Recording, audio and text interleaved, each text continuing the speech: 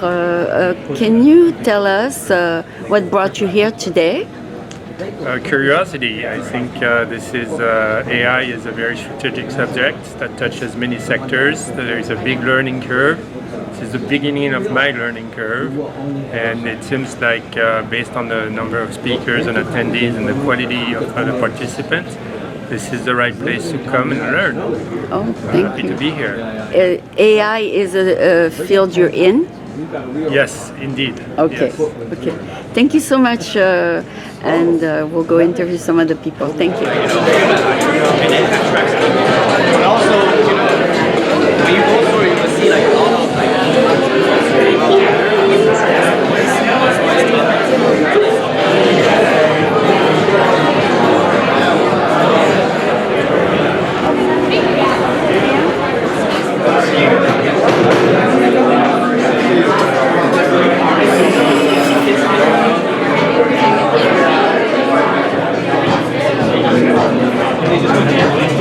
Hi Yann, this is Aline with French American TV. I was wondering what brought you here today. You're a Frenchman. Do you come from France? No, in fact, I live in the US. You live in the US? Yes. Okay, and what brought you here today? New insight, bright people, creative ideas, what's make the community here. Ok. Est-ce que vous êtes dans le secteur de AI? Non, je suis dans le secteur du logiciel. Logiciel, d'accord. Et quel est le nom de votre compagnie? C'est SciPharma. Califorma? Non, SciPharma. SCI. SciPharma. Ok. SciPharma. D'accord, merci beaucoup. Merci.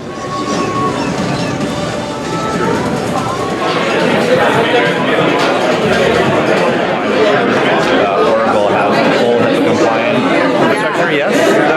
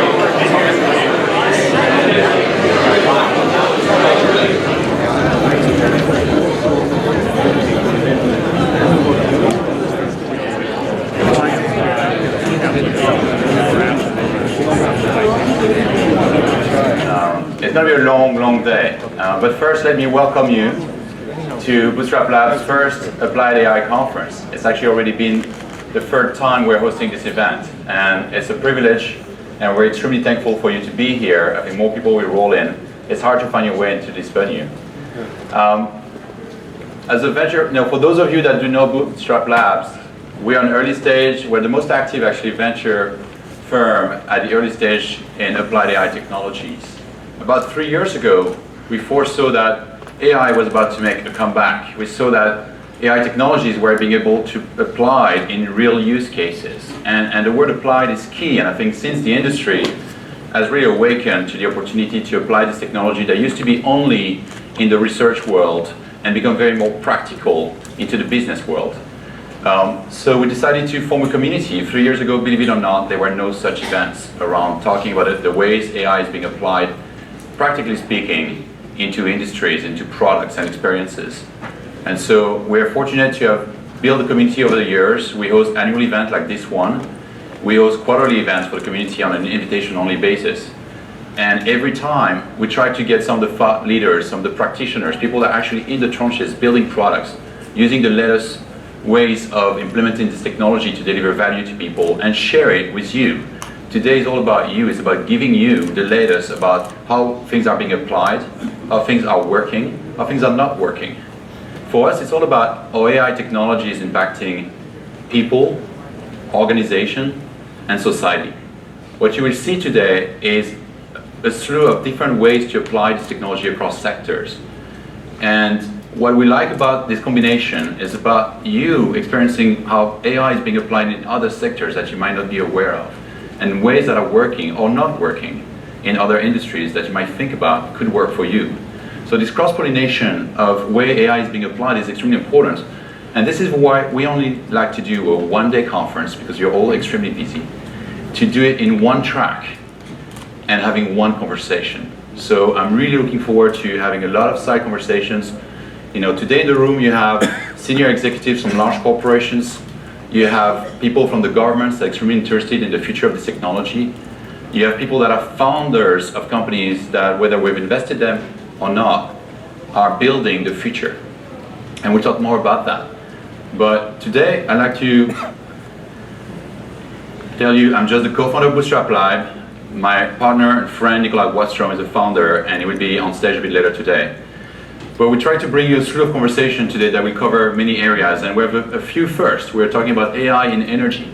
We're talking about the importance of public-private partnerships. We're talking about the death of Moore's Law, and as you can imagine, we had a problem getting people from Intel to be on stage. But we wouldn't be able to do this without our sponsors and partners, so I'm going to give them a big thank you right now, and we do that throughout the day, because we wouldn't be able to host such a beautiful event without their support. And then a few tidbits on how things are going to be working today. Everywhere you've seen the password for the Wi-Fi, but everybody always asks, so it's AAI 2018 with an exclamation point. That would be your Wi-Fi password for the day. We will have coffee breaks in the morning, in the afternoons, a lunch break. We will be hopefully playing music to remind you to come back in. If you come back in on time, we try to finish on time. Never happened, maybe the first year. So I'm curious, who was actually here last year? Raise your hand.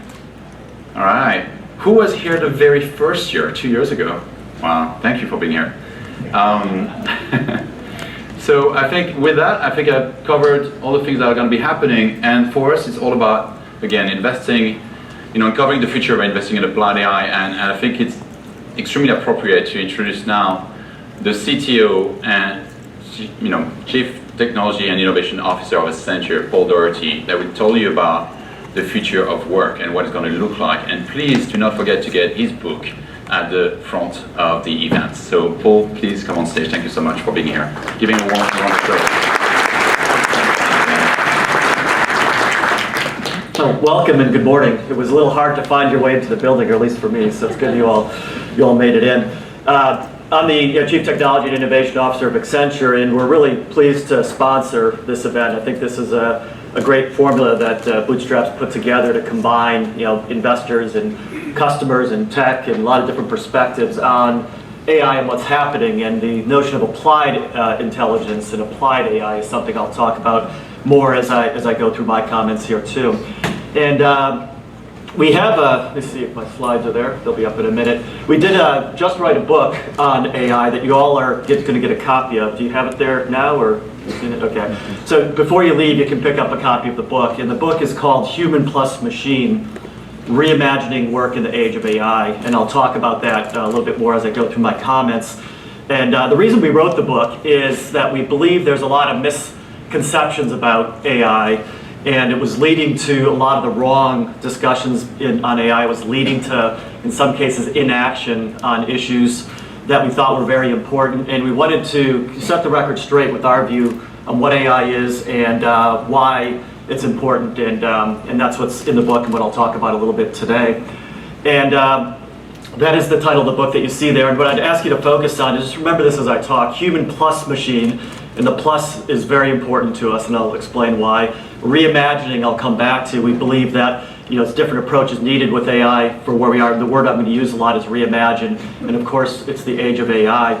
And I'm sure I'm preaching to the choir on this, but AI is obviously, it's the biggest thing happening in tech right now. It's what I call an alpha trend. We track a lot of trends. In my role, we look at everything that's happening. We're doing work in quantum computing and material science and lots of different domains, virtual reality, augmented reality, all sorts of things, blockchain, distributed ledger. But AI is really the alpha trend the way I look at it because it's fundamentally shaping and changing the way a lot of those other trends work. And it's poised to be the biggest thing that impacts our lifetime. And we strongly believe that. I've been with Accenture 32 years, so a long time in the industry, been through every one of the big waves of technology that we've seen. We've never seen anything grow so fast in our business and in the market as artificial intelligence.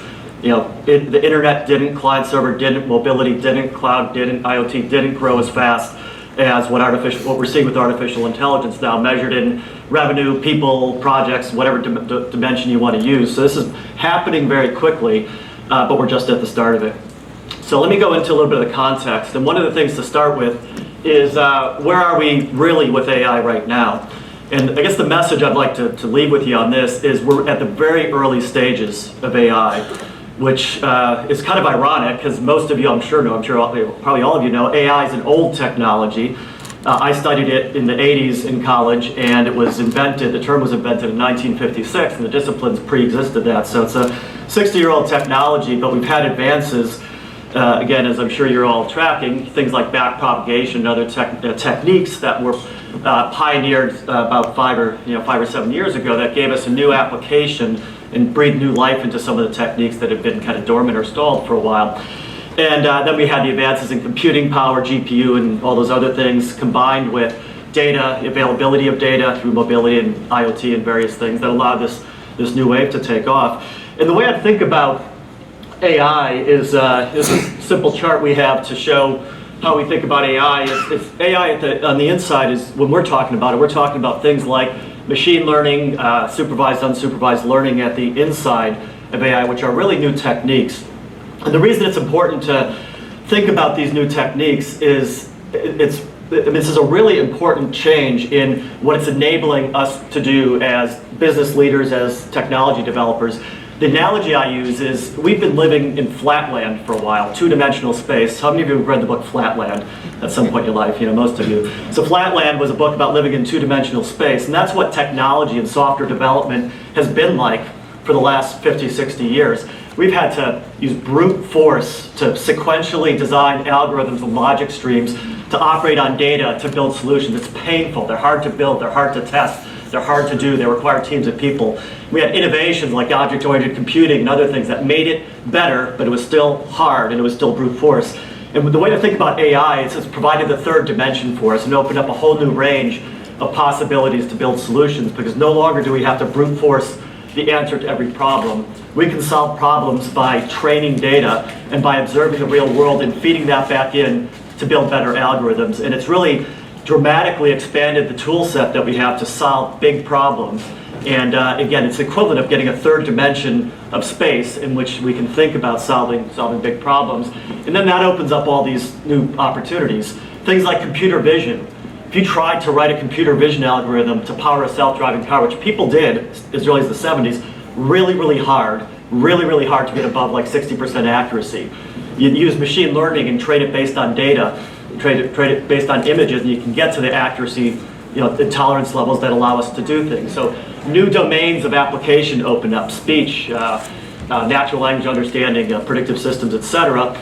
And then that gives us this range of new applications that we can apply: chatbots, virtual agents, predictive systems, biometrics, etc. Lots of things you see on the slide. And that's really what's happening with AI today. And I think the big thing to take away for me and hopefully for you is we've got to refocus the discussion on AI. And that's why we wrote the book and why we're doing a lot of the things we're doing in Accenture. The left-hand side of this chart is a Go board. And we get enamored with media headlines about AI, deep mind and deep learning, beating the world's Go master at Go. And that, frankly, if any of you study the field, that's not surprising. That's not that hard. The way the algorithm was developed was, if you studied it, was very predictable. And we're obsessed with these applications like that. And meanwhile, you look at the power of AI to do things like what you see on the right-hand side of the screen. You might not recognize what that is, but that's an urban farm. This one happens to be in downtown Newark, New Jersey, employing people that were unemployed in Newark, New Jersey, growing crops in a stacked growing system that was designed by Google data center engineers that are growing 20 crop cycles a year versus 3 or 4 that you typically get, using AI, monitoring 20,000 data points on each seedling from planting through harvest, producing crops with 95% water usage, dramatically improved energy usage, better quality of produce in the inner city, eliminating the whole transportation and supply chain issue with getting food to the right place. That's what we should be talking about with AI, not who's beating what game, or what game is beating what human with AI. And that's where we all need to refocus our attention. And that's why I laid out this discussion today to talk about, really quickly, what we see as 3 myths around AI, and then three imperatives that we think we all need to be focused on, and then 3 challenges that we need more study on and more focus on, and as a community, we need to work on to continue to drive the progress going forward with AI. So let me just walk through each of these first. I'll start with the myths. So 3 myths of AI. The first one is the robots are coming for us. I mean, we still see these headlines, right? You still see the headlines every day. Last week, or about 10 days ago, on April 2nd, was the 50th anniversary of the release of 2001: A Space Odyssey, the HAL 9000. I can't do that, Dave. How many saw that movie? It's been re-released. Go watch it again. It's a great movie. I just re-watched it. The robots are coming for us. You see it with the Terminator and Skynet and all these types of things. And I think there's just a deep-seated human fear on technology. This isn't new. This meme around fear of technology has been around forever.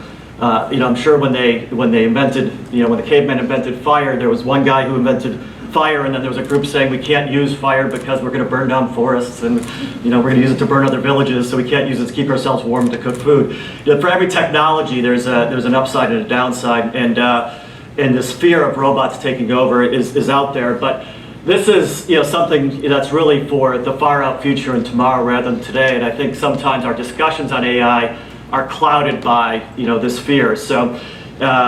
So things like AGI, artificial general intelligence, which we're doing a lot of work on, yeah, it's real, it's going to happen, but it's not going to be threatening to humans in the way it's applied. Super intelligence, transhumanism, and all these debates, they're pretty far out there in terms of the application. We're decades away and multiple breakthroughs away from getting to any of those types of applications of AI. So while it's good to have organizations like OpenAI that look forward to these things, that's too far, way beyond the planning horizon that we should be looking at when we can be identifying solutions to better improve society, improve the way we live, and improve the way we do business. And that's what we're trying to focus on. The second myth is machines are going to take all of our jobs. And this is another one that's been around. This isn't new. I could show you headlines from the 40s, the 50s, and the 1880s that are talking about machines taking away, it's going to take away everybody's jobs. This is a continual meme that we have in society and technology. And if you look at the facts, it's simply not true. And this debate is constrained to only a couple countries in the world. Most countries don't worry about this because most countries are labor short. So the machines will take our jobs. Look at the facts in the US where we do talk about this a lot. We have 6.6 million unfilled jobs, or 6.6 million unemployed right now. We have 6 million open jobs. We created 400,000 jobs last year, a lot of them powered by new technology, last month. A lot of them powered by new technology and automation. We're creating on the order of 200,000 to 400,000 jobs a month on a base of 6 million jobs with about 6 million unemployed.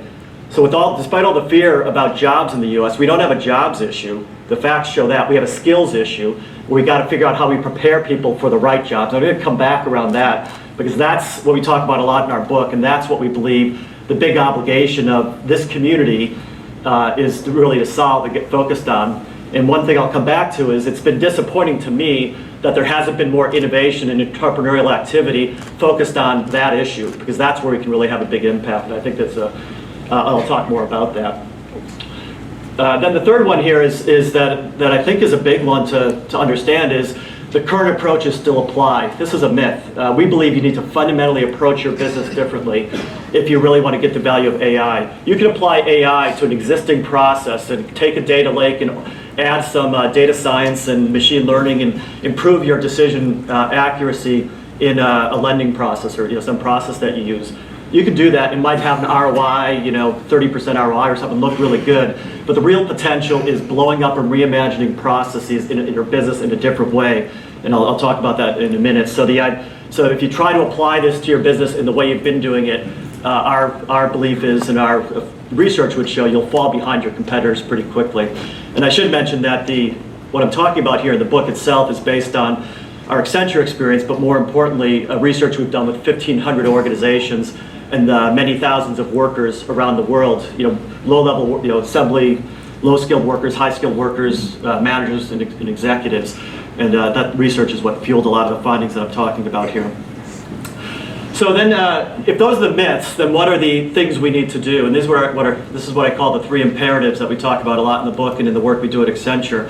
The first imperative is that you really need to take a different approach, like I was just talking about. This is about reimagining your business. And the analogy I'll give you is that we started off with, what we believe is we're the 3rd generation of modern business. The first generation was the automation age. You can see the little video, small video. It's Henry Ford, Frederick Taylor, scientific management, assembly lines, people as part of mechanistic processes. That was the story of much of the 1900s, was the automation age. The second generation of business and work was re-engineering in the latter part of the 20th century, when we had PCs and technology and the first networks and some data and databases, and we re-engineered processes. But many of you were involved in those, I'm guessing, just based on the age and looking at the group here. What did we do? We developed flowcharts, sequential processes, little boxes. Where was the person? Where was the machine? It was a very sequential, different way to automate what you did. And what we believe with AI is we're at a different stage where processes themselves are different and work is very different. And you need to think about this very differently. We call it reimagining. So it's about dynamic, personalized, flexible, adaptive processes and work and jobs that are very different than the automated or re-engineered processes and jobs that we've had in the past. An example of this is, think about GE or Siemens. You can take a couple different companies and what they're doing in the industrial automation area with AI-powered digital twin technology. This is where they take a jet engine or a wind turbine or a piece of equipment, they create a software-based virtual twin of a real physical asset, say a jet engine. An engineer or maintenance technician can talk to that engine in real time. The engine can tell it how it's doing, how's its efficiency, how's its vibration, how's it operating, etc. And that's based on real world data. That's how that individual engine is operating at any point in time. And the engineer or technician can then run AI-enabled forward simulations. What's going to happen? Where's that plane flying next? What's the implication of taking that plane out of service on other fleets?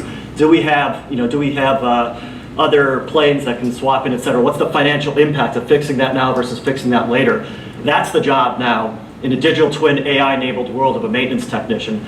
It's not a paper binder or maybe in a more modern company, an iPad-based checklist to check everything daily, weekly, monthly, even if it's not wrong. Boring, tedious, repetitive work, not efficient, not capital efficient.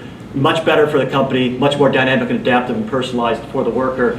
And that's an example of what the reimagined business looks like. We believe the productivity and business benefit as you reimagine this work is multiple times the business impact if you just apply this and automate existing things you do. Again, supported by the research we've done. So you also need a new approach to work. If you're going to take a new approach to those processes, you need to think about work differently. And a lot of our book talks about the new way that work looks in this new world. And we talked a lot about collaborative intelligence. I hate the word artificial intelligence. I'm glad that Bootstrap called this applied, AI, applied intelligence in this conference. Collaborative intelligence is how do we put tools into people's hands that people and machines together have a higher level of collaborative intelligence and capability to do their jobs more effectively. Now, I don't have time to go into all of this, but we've identified 6 new categories of jobs that we believe people aren't thinking about enough as you're designing your new businesses. And these are the categories of jobs that you need to think about and prepare people for. The left-hand side you see here is a category of jobs where people are needed to help machines, to train machines. And I'm not talking about data tagging and things like that. When we talk about the trainer category here, I'm talking about things like a trainer for a personality trainer, which is a skill we're now hiring for in Accenture. Personality trainer for virtual agents and chatbots. So if you're a brand putting out a chatbot for your organization, do you want to base it on Alexa or Cortana or an existing bot? If it's your brand, you probably want your own personality, your own reflection, your own behaviors. You might want to be a little bit more snarky if you're a gaming company. You might want to be more conservative if you're an insurance agent. Who's going to design that? The face of your company, as AI becomes the brand of your company. And that's one example of a set of jobs we're seeing already, we're hiring for, that we believe there'll be a lot more need for. And explainers and sustainers, I don't have time to go into, but I think if you look at what's happening in the headlines right now with the last 2 days of Mark Zuckerberg's testimony on Capitol Hill, that to me is a wake-up call for every single organization. You shouldn't look at that as, boy, look at what Mark's going through. Every executive should use this as a teachable moment to look at how do you avoid that in the way you're using data and the way you're creating policies. And most organizations, including Facebook, don't have enough explainers and sustainers, which are not technology roles, but these are business roles and other types of roles that are needed to properly manage the implications of AI in these new business models that we're creating. And then there's a set of jobs where machines are needed, where machines help humans. And we talk about this as technology giving people superpowers. And lots of examples on this, and these are the things that are probably more easy to grasp. And we talk about ways that we can amplify people's capability, create interaction to help people with their jobs more effectively, and then embody physical characteristics. And one vivid example of this is work we're doing with a lot of banks in compliance, regulatory compliance tech with AI. Think anti-money laundering. Any banking people in here? Okay, a couple. Anti-money laundering in a bank, very complex process, thousands of people at the typical bank. People literally looking through reams of data to find patterns that might reflect money laundering.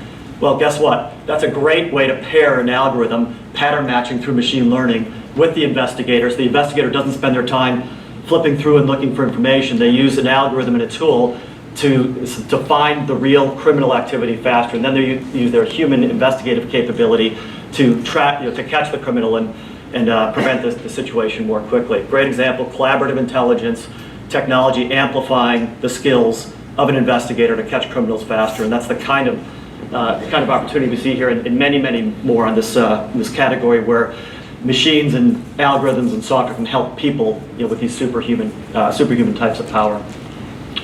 So those are the new sets of jobs, and I could go on with this for a long time with many examples, but these are, we call this the missing middle, because it's missing. When I go and talk to companies, they're not thinking about these jobs, they're thinking about the people they have today, the roles they're playing today, and it gets back to this need to think differently about the way you're enabling your people and creating your business and reimagining it going forward. Then the third area here, that's a third imperative that we need to spend a lot more time on, is responsible AI. And Isaac Asimov had famously had his 3 laws. Everybody know the 3 laws of robotics from Isaac Asimov. Basically said robots should do no harm to humans. Was the first law. The second law basically said robots or machines should always follow what humans tell them to do unless it violates the first law. And the third law said robots should always protect themselves unless it violates the first 2 laws. So it was a code for kind of robotic self-existence and not harming humans. The problem is it doesn't go far enough, and we need to update Asimov's law with other things that are very important to us as we deploy AI in a significant way in business. And there's not enough discussion on these right now, and you see it in the headlines with what's happening with lots of incidents in autonomous vehicles, with again what's happening with data, with Cambridge Analytica and examples like this. And there's 5 principles that we lay out and we talk about in the book in our work with Accenture that we're doing with clients as we help clients develop their codes of responsible AI. And it's the things you see on the screen here, and they're very basic things, and these are all things people need to do. This isn't about building responsible AI into your machines, although there's some element of that. This is about people taking actions we can do today to make sure we're putting the right guardrails in place and applying AI in the right way. That's good for consumers, good for citizens, good for workers, and good for our businesses and organizations. And we talk about accountability for decisions. It's not going to be, try a year from now or a couple years from now saying, I don't know what happened and the machine made the decision. That's not going to get you very far. At the end of the day, a person is responsible for every decision, even if it's autonomously made by a machine, and you need to figure out what the human point of accountability is for everything you do. Transparency, what should be done by black box algorithms? Not everything should.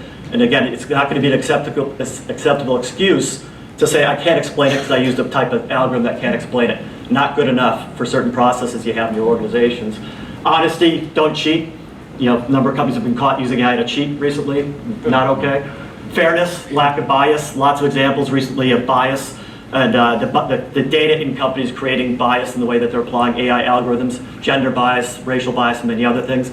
Again, not okay and easy to police against.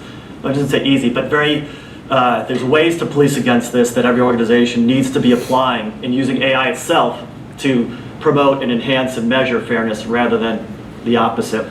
And then human-centric is the other point we talked about, which is a lot of what I've already talked about so far. So those are the imperatives, and those are things we all can do in our organizations right now. So it's not rocket science, it's not a mystery, and things we should be focused on. And then there's three things I've put out here that we all need to work on more. The first is skills and learning. So as I said, it's not a jobs issue, it's about how do we prepare people for this future. And on the one hand, I'm optimistic about this because I think there's lots of opportunity to apply technology to do this in the right ways.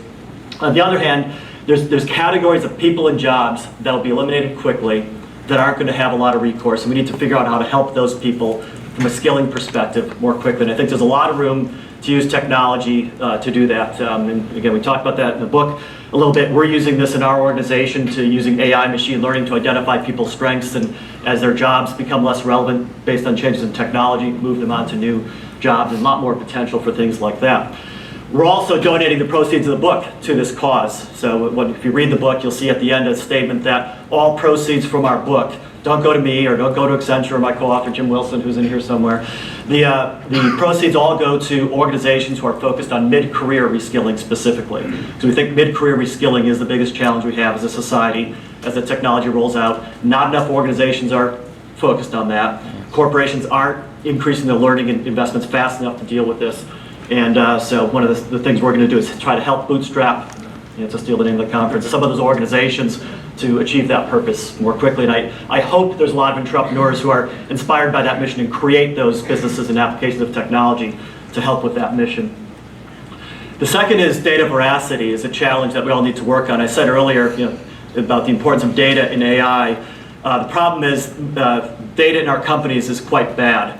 Part of the research we did, it was a survey of organizations, and it was a shocking number, 97% of executives, so almost everybody that responded, self-reported, said, 97% said they're making significant business decisions based on data they know is wrong. Almost every company and almost every executive saying they're making decisions based on bad data, which is shocking. Now you put that, if the executive can apply some judgment in that, when you put that into algorithms, you might lose that, and that's why the data veracity and understanding your data and quality of data becomes a real fundamental critical issue. And more to do on that. We talked about the idea of a data supply chain and using AI to improve the quality of data through your data supply chain, we think is the answer to that. And then the final point that I'd say is there's no finish line on this. We're at the early stages of AI, even though it's 60 years old. We're exploring this machine learning data-enabled path a lot. We've kind of forgotten about the expert system, symbolic logic, symbolic reasoning path. That's coming back around, and that's going to give us, add even more power to this third dimension that machine learning has given us the ability to solve problems. So as an organization, you have to keep innovating and learning because what you can do in AI is changing continuously, and we're just at the start of the massive improvements and innovations that we're going to continue to see in the power of AI itself. So just leave you with this saying, if you remember nothing else, reimagine now is what I'd say. The now being, we've got to embrace this and take on these challenges now and do things differently now. And we have to think differently and break out of just short-term small business cases and things to incrementally improve things and really look at how we solve bigger problems in a more fundamental way. And that's what we're trying to lay out.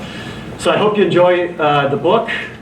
That's for all of you. Happy to talk about it more. Reach out to myself or Jim Wilson, my co-author, who's here, and happy to work with you more on any of these issues. And I hope that this community really galvanizes around a lot of these issues because I think this is the topic for the next 5, 10, and 20 years that we'll all be dealing with.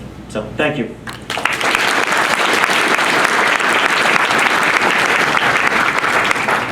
The mic pointed.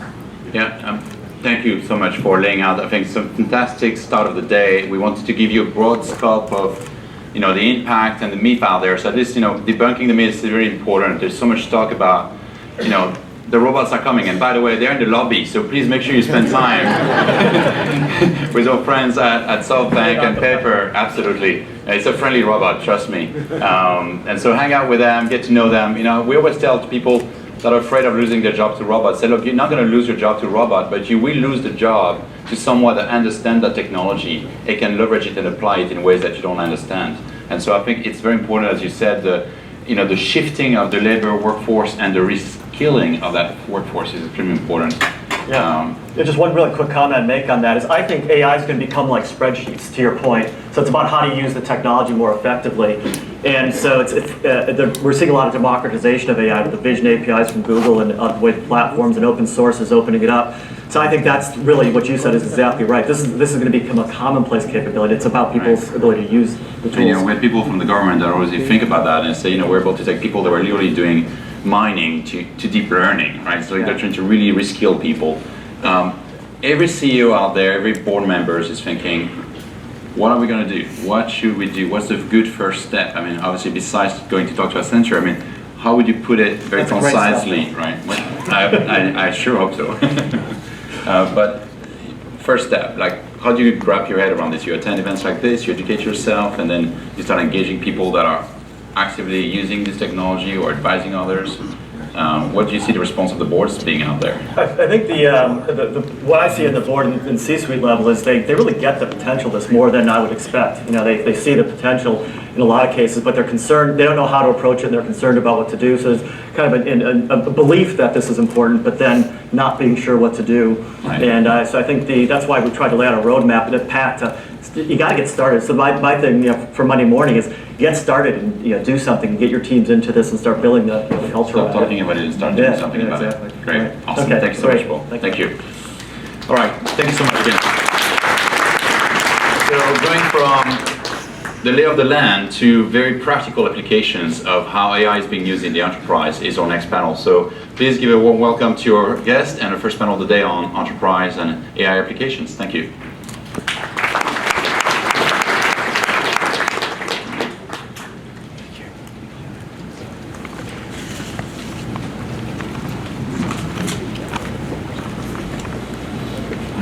I'm sorry, that picture was from yesterday. Yeah, and that picture I still had hair, so I'm going to go with that one. Hi everyone, I'm Andrew Saltzman. I am with the Chasm Group. We develop operational growth strategies as well as the execution plans that help in transitioning new ideas, new innovations into mainstream commercial successes. We work with next generation technologies such as AI and all these big words like IoT and big data and analytics and social and mobile and things of like that ilk, kind of taking the early stage and bringing it into commercial successes. I've had the opportunity to work in the US, Japan, and in Europe. I've had the joy and the pain of working at places like Kodak in 1994, struggling with that whole traditional to digital imaging transition, which was great fun, certainly something to discuss over a beer sometime. And it is a pleasure to have this terrific panel here to talk about enterprise applications and the future of work. When I look back a little bit, I worked with places like Kodak and Compaq Siebel and Saba as an HR software company. Saba in 2009 talked about the future of work. And they were talking about things called people systems and how we needed to have people-driven software that would have the ability to create a network effect amongst employees or partners and to engage and to provide know-how and to align teams, things of that ilk. And now we fast forward 10 years and we're talking about the future of work, not only in terms of people systems, but people and machine, or human and machine systems. And in some instances, we're talking about machine-only work, right? So it's a rather interesting point in time. And today we've got 4 pioneers doing work in AI that link directly or tangentially to what the future of work is going to look like. So I want to introduce my panelists, have them each say a few words about who they are, what they do, and we'll get into a few questions to stir the pot a bit. Start with you, Igor. Hi there, Igor Yablokov. Started my career at IBM Microelectronics, and then when they wouldn't greenlight the baby version of Watson, I left with some of my top scientists and engineers. We had a startup which was secretly acquired by Amazon in 2011, which now sits in almost 40% of American homes. And people thought it was impossible. The ideas behind Alexa and the Echo started in 2003. So it's just a little bit baffling that the things that we're doing today, most people won't consume for 10 years, and we're trying to make that as fast as possible now. Great. Matt? Matt Swanson, founder CEO of Augment Solutions. My background's from the robotics, self-driving technology world, and then getting into the AI venture world, and most recently started Augment to help brands like Samsung and Dyson have better conversations with customers. And we can do that using AI by liberating data inside the enterprise and making it contextually relevant to those people talking to customers. So we're taking a human-centric approach to delivering AI. Hi, I'm Nisha Talagala. I'm a co-founder and CTO of Parallel M, which is a company that's focusing on productionalizing machine learning. So helping people in various industries that want to go from algorithms that they believe are going to work to actual production deployments that are going to help their business. My background has been in various kinds of enterprise applications, everything from databases to clustering, and I spent many years working on big data, and then from there to the natural evolution of what they're used for, which is various forms of AI. That's what we do. Great. Sabrina? Hi everyone, my name is Sabrina Piens. My background's in computer science and physics. I'm founder and CEO of Curious with a Q, and what we're really interested in doing is transforming the way companies access and use all of their voice communication.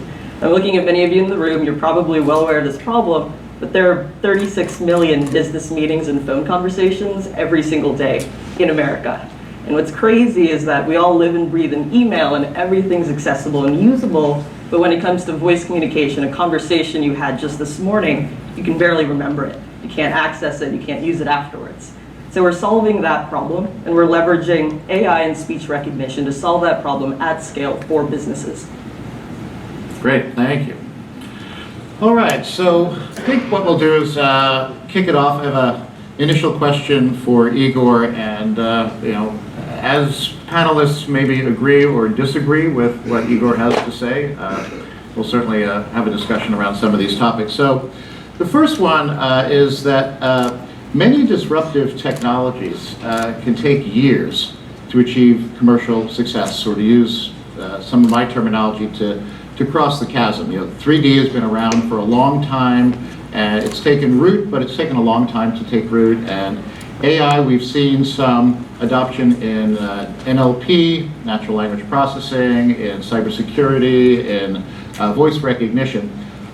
I want to get your thoughts on, as one who is involved in Alexa and Echo and Watson, what are some of the things that will be factors for achieving commercial market success, mainstream success, and what might prevent something from being able to cross the chasm?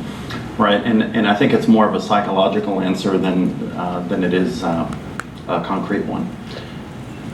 Spacecraft, when you send semiconductors up there, lower clock rates and things like that. Why? So you don't affect the mission, and you have the concept of radiation effects on these devices. If you look at the totality of the Fortune 500, it's built on shovels and pickaxes for the most part. There's old equipment, old servers, old processes, old applications, and all of these things. Why? They have a core business that is not a technology company. And you're lucky that they have a coherent API strategy, let alone the adoption of any sort of newfangled AI/ML tasks, procedures, and applications. So I think when you approach that from that thoughtful basis, that Delta Airlines really couldn't give a flip about this conference and cares more about the safety, security, and the operation of aircraft then you're starting from a good place in that conversation. So I think it does come from there. In fact, we were on a call with Goldman Sachs yesterday, and they literally posed the same question. They're like, what could we be doing? What are some of the use cases you can affect? And where's the intercept point for your new platform and us? And I'm like, don't ask me. I want to hear about what's critical to your workflow right now, because I want to work on that. I don't want to work on the stuff that's fun for me. I want to work on the stuff that's important to you. Now, behind the scenes, obviously, I am moving in a trajectory to deliver something for my own personal use, but that's a secondary concern to the primary one, which is engaging with them on that. Yeah, that's a great answer. Many times when I think about the issue of AI, there is what I call the realm of the possible, and then the realm of the practical. So, this notion of starting with what is a need, a problem, an issue that needs to be solved, and then what do we need to build in order to be able to fulfill that particular need or problem. That mentality is generally the... Just changing something by 1% of these companies, and then somebody else has written on this topic, could reduce costs or increase revenues by hundreds of millions of dollars.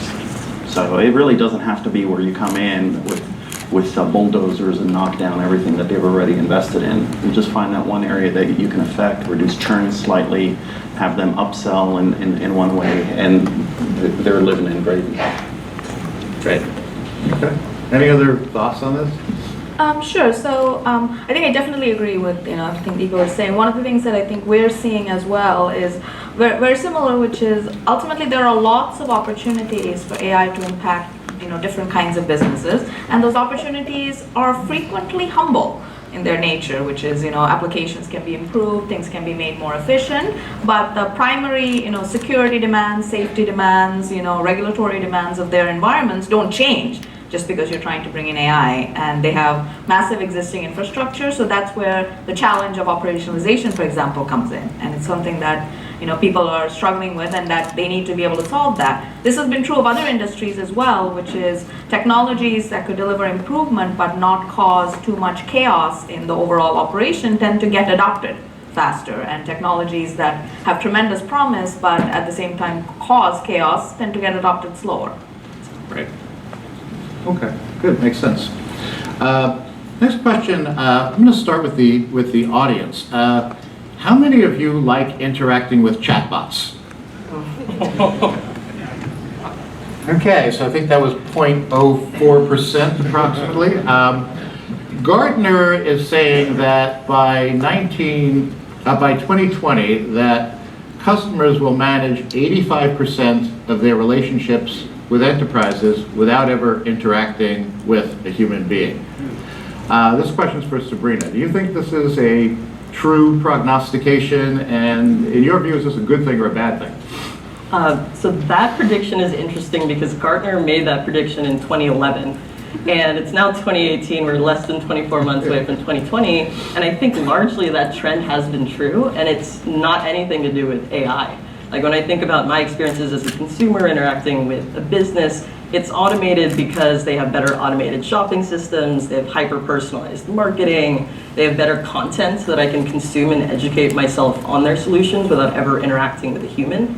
So with all of those things, not even chatbots really, just better processes for interacting with a business online especially and through social, a lot of my interaction is just not with a human. And so I think in terms of how that impacts roles at a company, the jobs that are narrowly defined and don't take much critical or creative thinking are probably at highest risk, whereas jobs where it's more creative thinking, more critical thinking tend to be still very valuable. Just another example as a consumer, in 2011 I was still standing in line for movie tickets. I don't know how many of you live in SF, but if you've been to the Metreon lately, I was watching Ready Player One last week, which is a great movie. And there were no people at the ticket booths. It's all completely automated by machines. And for me as a consumer, it was frictionless. It was great. I knew what to expect. If the computer went down, they had a bunch of other computers available to get my tickets. And that's, as a consumer, it's really very much of a benefit. And I'm not sure it has anything to do with AI. It's really just better automated software systems. Right, okay. Good. For Matt, and this question's probably been asked in a number of different forums, AI-based forums. A lot of contrary positions on whether AI is going to replace human beings, augment the skills of human beings, or whether there's the potential to create, net new jobs to fuel the society's growth, if you will. There was a lot of fear. For those who look back, I don't go this far back, by the way, but in the Industrial Revolution, right, there was discussion around how there would be massive unemployment because of automating factories, for example. So your company, Augment HQ, which augments call center support to drive better answers, better cross-selling, better upselling. What's your position on this notion of replacing, augmenting, creating jobs, killing jobs, things of that ilk? Yeah, I love this question because I think it's one for our generation, but also because it reminds me of a game we play in our sales calls, which is to tally the number of times we can have the customer say augment during the call. But that's really what we believe, that there's so much more business value possibility by using AI to enhance existing business processes than to try to automate those processes. And so we see that playing out in our industry especially, right, with customer interaction. And we talked just a moment ago about chatbots and the failure rate we're seeing, where attempts to try to automate end-to-end almost invariably fall short of consumer expectations. And that's simply because we haven't passed the Turing test yet, and probably not for some time. And so in between now and then, what we find as a good paradigm for the enterprise executive as they're thinking about where to use AI in my business, think of it as two different types of processes. AI is really good at structuring large data sets, right? Trillions and trillions of records, something a human can never even comprehend. But when it comes to making a decision of appropriateness, of what makes sense in this context, this is where human judgment is and will be for the foreseeable future essential to delivering quality. So that's what we view as being the real opportunity today, applying AI, and we think it's going to lead to more opportunities for brands to talk to customers. Right now, brands are turning away customers who are knocking on the door because they just don't have the staff to be there. But it's also going to create new types of work. We're going to change the notion of, when is it economical to have a new service offering? Well, if you have AI to process large data sets, all of a sudden having a human involved becomes more of a feasible opportunity. Great. Any other opinions, agreement or disagreement on this notion of augment, creating net new opportunities, or perhaps diminishing the number of opportunities? Every single person in this room gets asked this question by everybody else. That's why I'm posing it. And we all imagine our prescribed politicians speak for how to answer it. And the God's honest truth is it's going to be all three. And we just don't know the probabilities of each of those buckets yet, and there's no way to know. Just like every other transition that's happened in our economy. So for us to be up here and the rest of you, as you get posed those questions, to pontificate that it's more one or the other is utter BS. Good. I'm going to stay with it for a second. Nisha, this is for you, because it's good fun. There's certainly been a lot of talk, as you said, Igor, about the notion of the haves and the have-nots, right? The technology savvy and the technology laggards, if you will, and this is meant to be apolitical, the Trump base and the elites, if you will. And one of the solutions that's been talked about is this idea of retraining and reskilling workers to be able to operate successfully in a world where AI is part and parcel to how we conduct our everyday lives. How do you think enterprise apps and AI could change the future of work? And as part of that, how do you see it making it easier for I'll call them tech laggards, to be able to embrace these new technologies when there's often a resistance to new technologies like this? So a couple of things. First, I'm not going to comment on Trump, but maybe actually two interesting examples about, that both came from my 9-year-old daughter. So one is that she is convinced that she doesn't need to learn how to drive because she believes that when she's old enough, all cars will be self-driving. Secondly, she wrote her first machine learning program this weekend. And so one of the things that I think is interesting is that there are lots of skills, as a couple of people here have said, is that there's lots of skills that we might have considered to be core skills that, frankly, will not be core skills in the future. That doesn't mean that there aren't additional skills that people can acquire. And even today, we consider things that people 20 years ago might have considered to be core skills, to basically not be things that we do, and so forth. The other is that there's a change in sort of the way that there's lots of opportunities for different kinds of education.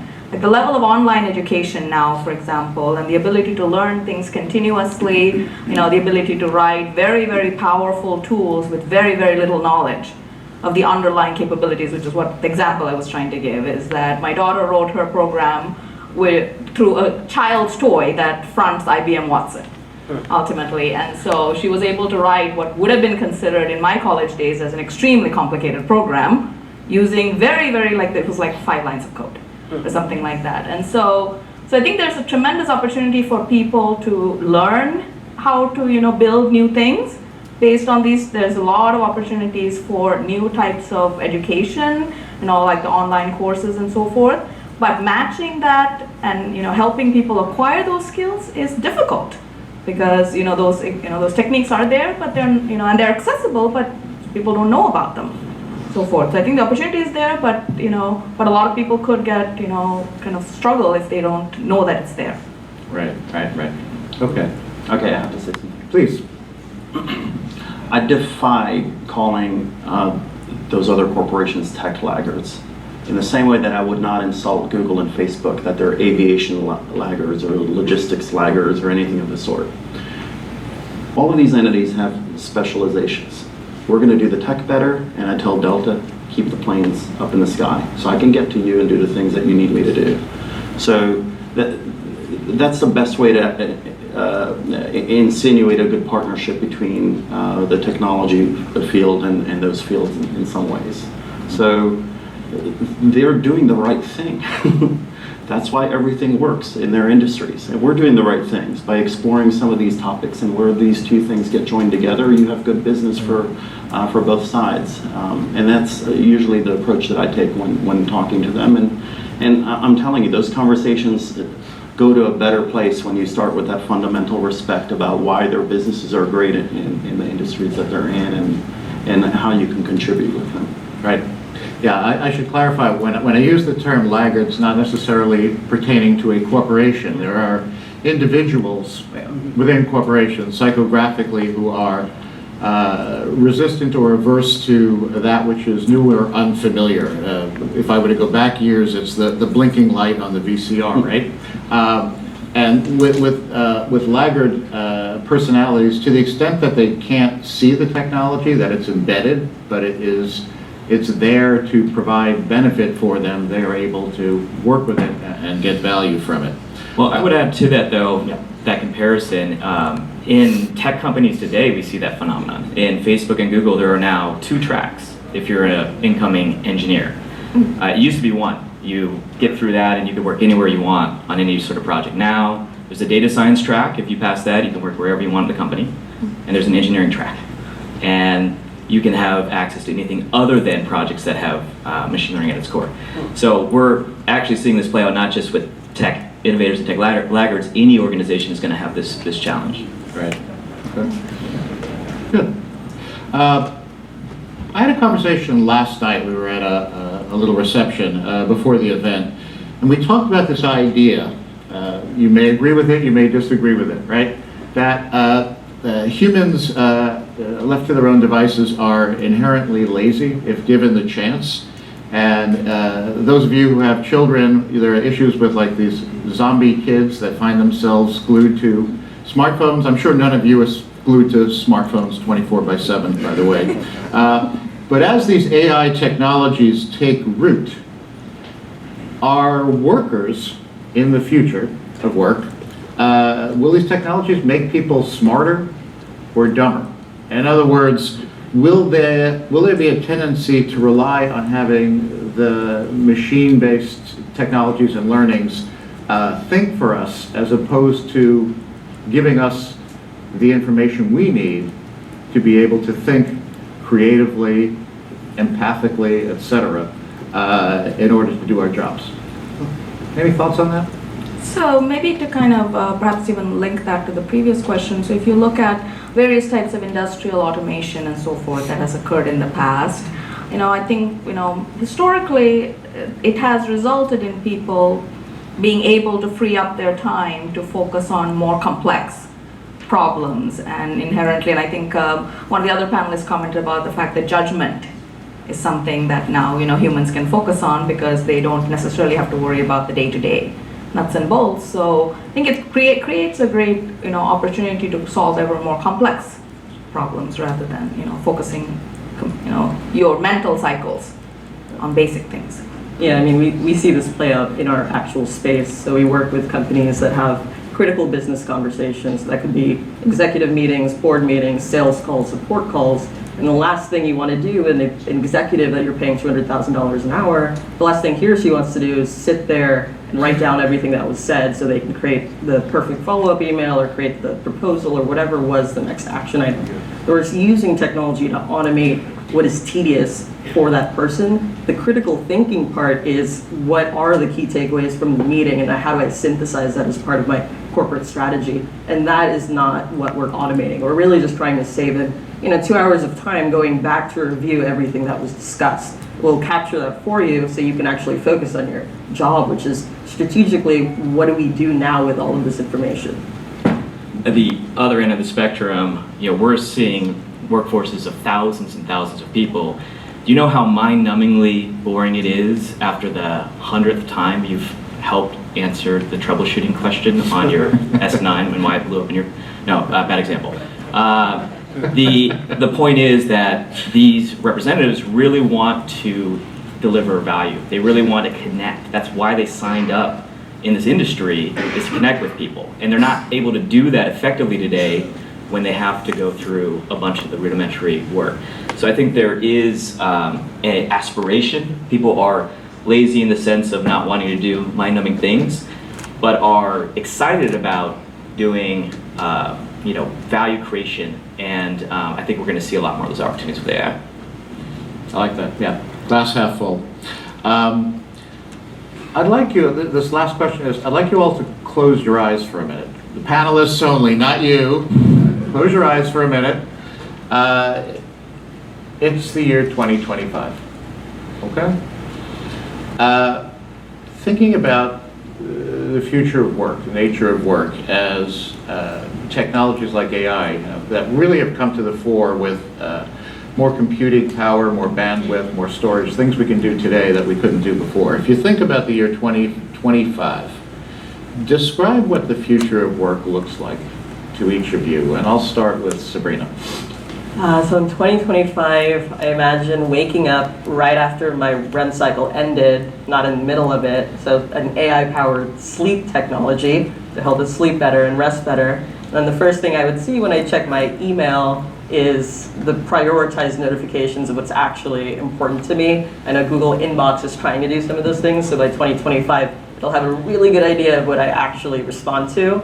I also kind of expect a lot of things in my kitchen to be IoT connected, so they'll sense when I wake up and make coffee in the morning. Breakfast would be great too. And then when I get to my meetings in the morning, I expect some kind of like intelligent agenda of what this meeting is actually supposed to be about. And then of course afterwards, I expect a summary of what the meeting was about and the key action items, ideally with our technology. So I can continue running my company, billion-dollar company on the beach of Cancun, remote work.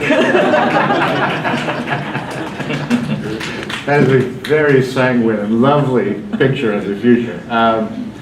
Nisha, I'll turn it over to you. It's Sure. 2025. I'm going to adopt the Cancun part. I think that's clearly a winner. But I think, generally speaking, I expect that the bulk of work will be dealing with humans.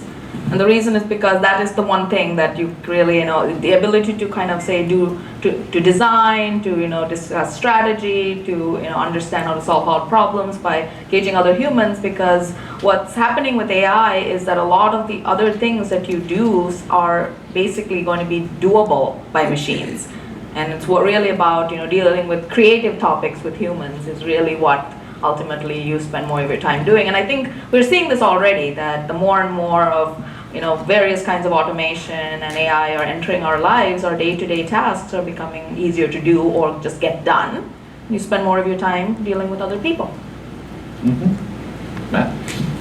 I think that in that time frame, we're going to see the merging of human and artificial intelligence through conversation. I think the natural interface is going to shift from the keyboard, which is not actually a natural interface, and go to the historical precedent, which is voice. I think it's going to be built off of natural language processing, so a rich corpus of text understanding, just like Google is trying to build, right? Where we can ask a question, get thousands of results. There's only one you care about. And we're going to get closer to that sort of narrowing of data sets, where we finally can map individual questions to answers, and we can find those conversationally. You are so bloody lucky you had me close my eyes for that. I appreciate you doing that. Let me tell you why.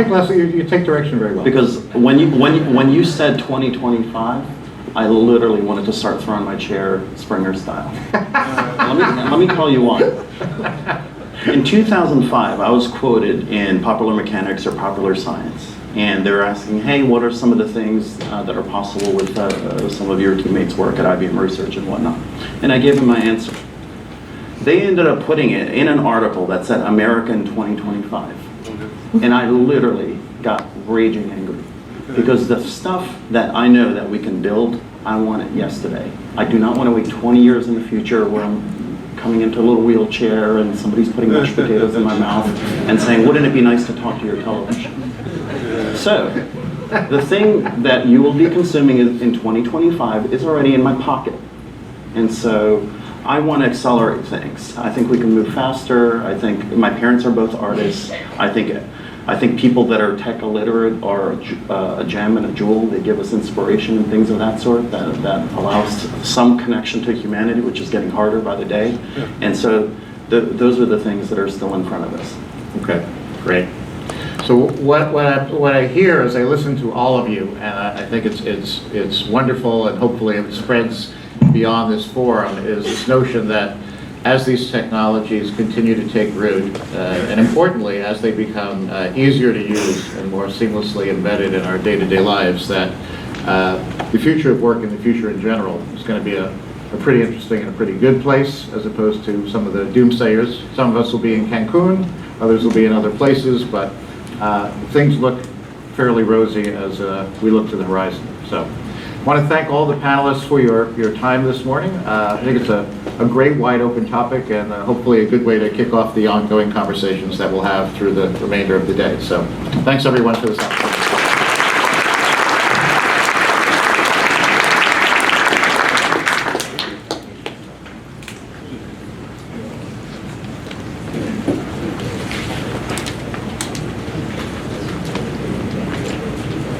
So, what's actually surprising to me is nobody said, I'm not going to work. What happened to that? You should have a bit more imagination, but I think as human beings, we want to find purpose. We want to apply our knowledge and skills and deliver value. And often you do that by helping others. And I think many people report being extremely unhappy at work. They're doing it because they're going through the motion, not really because they find meanings through it. And so I actually think that in several years, we're going to be able to make things easier and actually free some of our times that allow us to apply ourselves in things that we might actually care to do and contribute back to society in ways that we all think it's a good thing to do. We're just too busy going through our lives, right? So that's how I think about it. But I think I'd like to introduce you now as the next speaker, Alex Olu is the founder and CEO of a company called Vidora. And I don't know if you've heard Google lately, but all the rage is about AutoML. And it's going to tell you more about what it is. But I think when we got excited, it's actually a portfolio company of BootstrapLabs, and we got excited about it because we start hearing about strategic AI and how is human and machines will interact. And if you think about what you do every day, you set goals, you have priorities, and then you want to achieve those goals, and you have a timeline to achieve those goals. And the question is, in the day and age we live, and so many billions of data points and information, and your customers knocking on your door, we heard how many times can you answer the same questions without getting bored? I mean, you're going to need to have technology that is able to actually understand your business, analyze it, make prediction, prescription, and implementation of these actions at scale 24/7 in a way that will actually achieve your goals. So without giving too much away, I'd like to give a big warm welcome to Alex Lolo, the founder and CEO of Vidora. Thank you.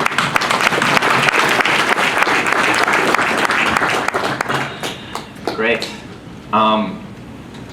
Really excited to be here. I think Ben and the whole Bootstrap Lab team did a great job putting together another amazing conference. I was here last year, and by my calculation, I think it's about 1% of the audience is now robots, if you saw the robots out there. Ben promised that by next year it's going to be 50%, so beware.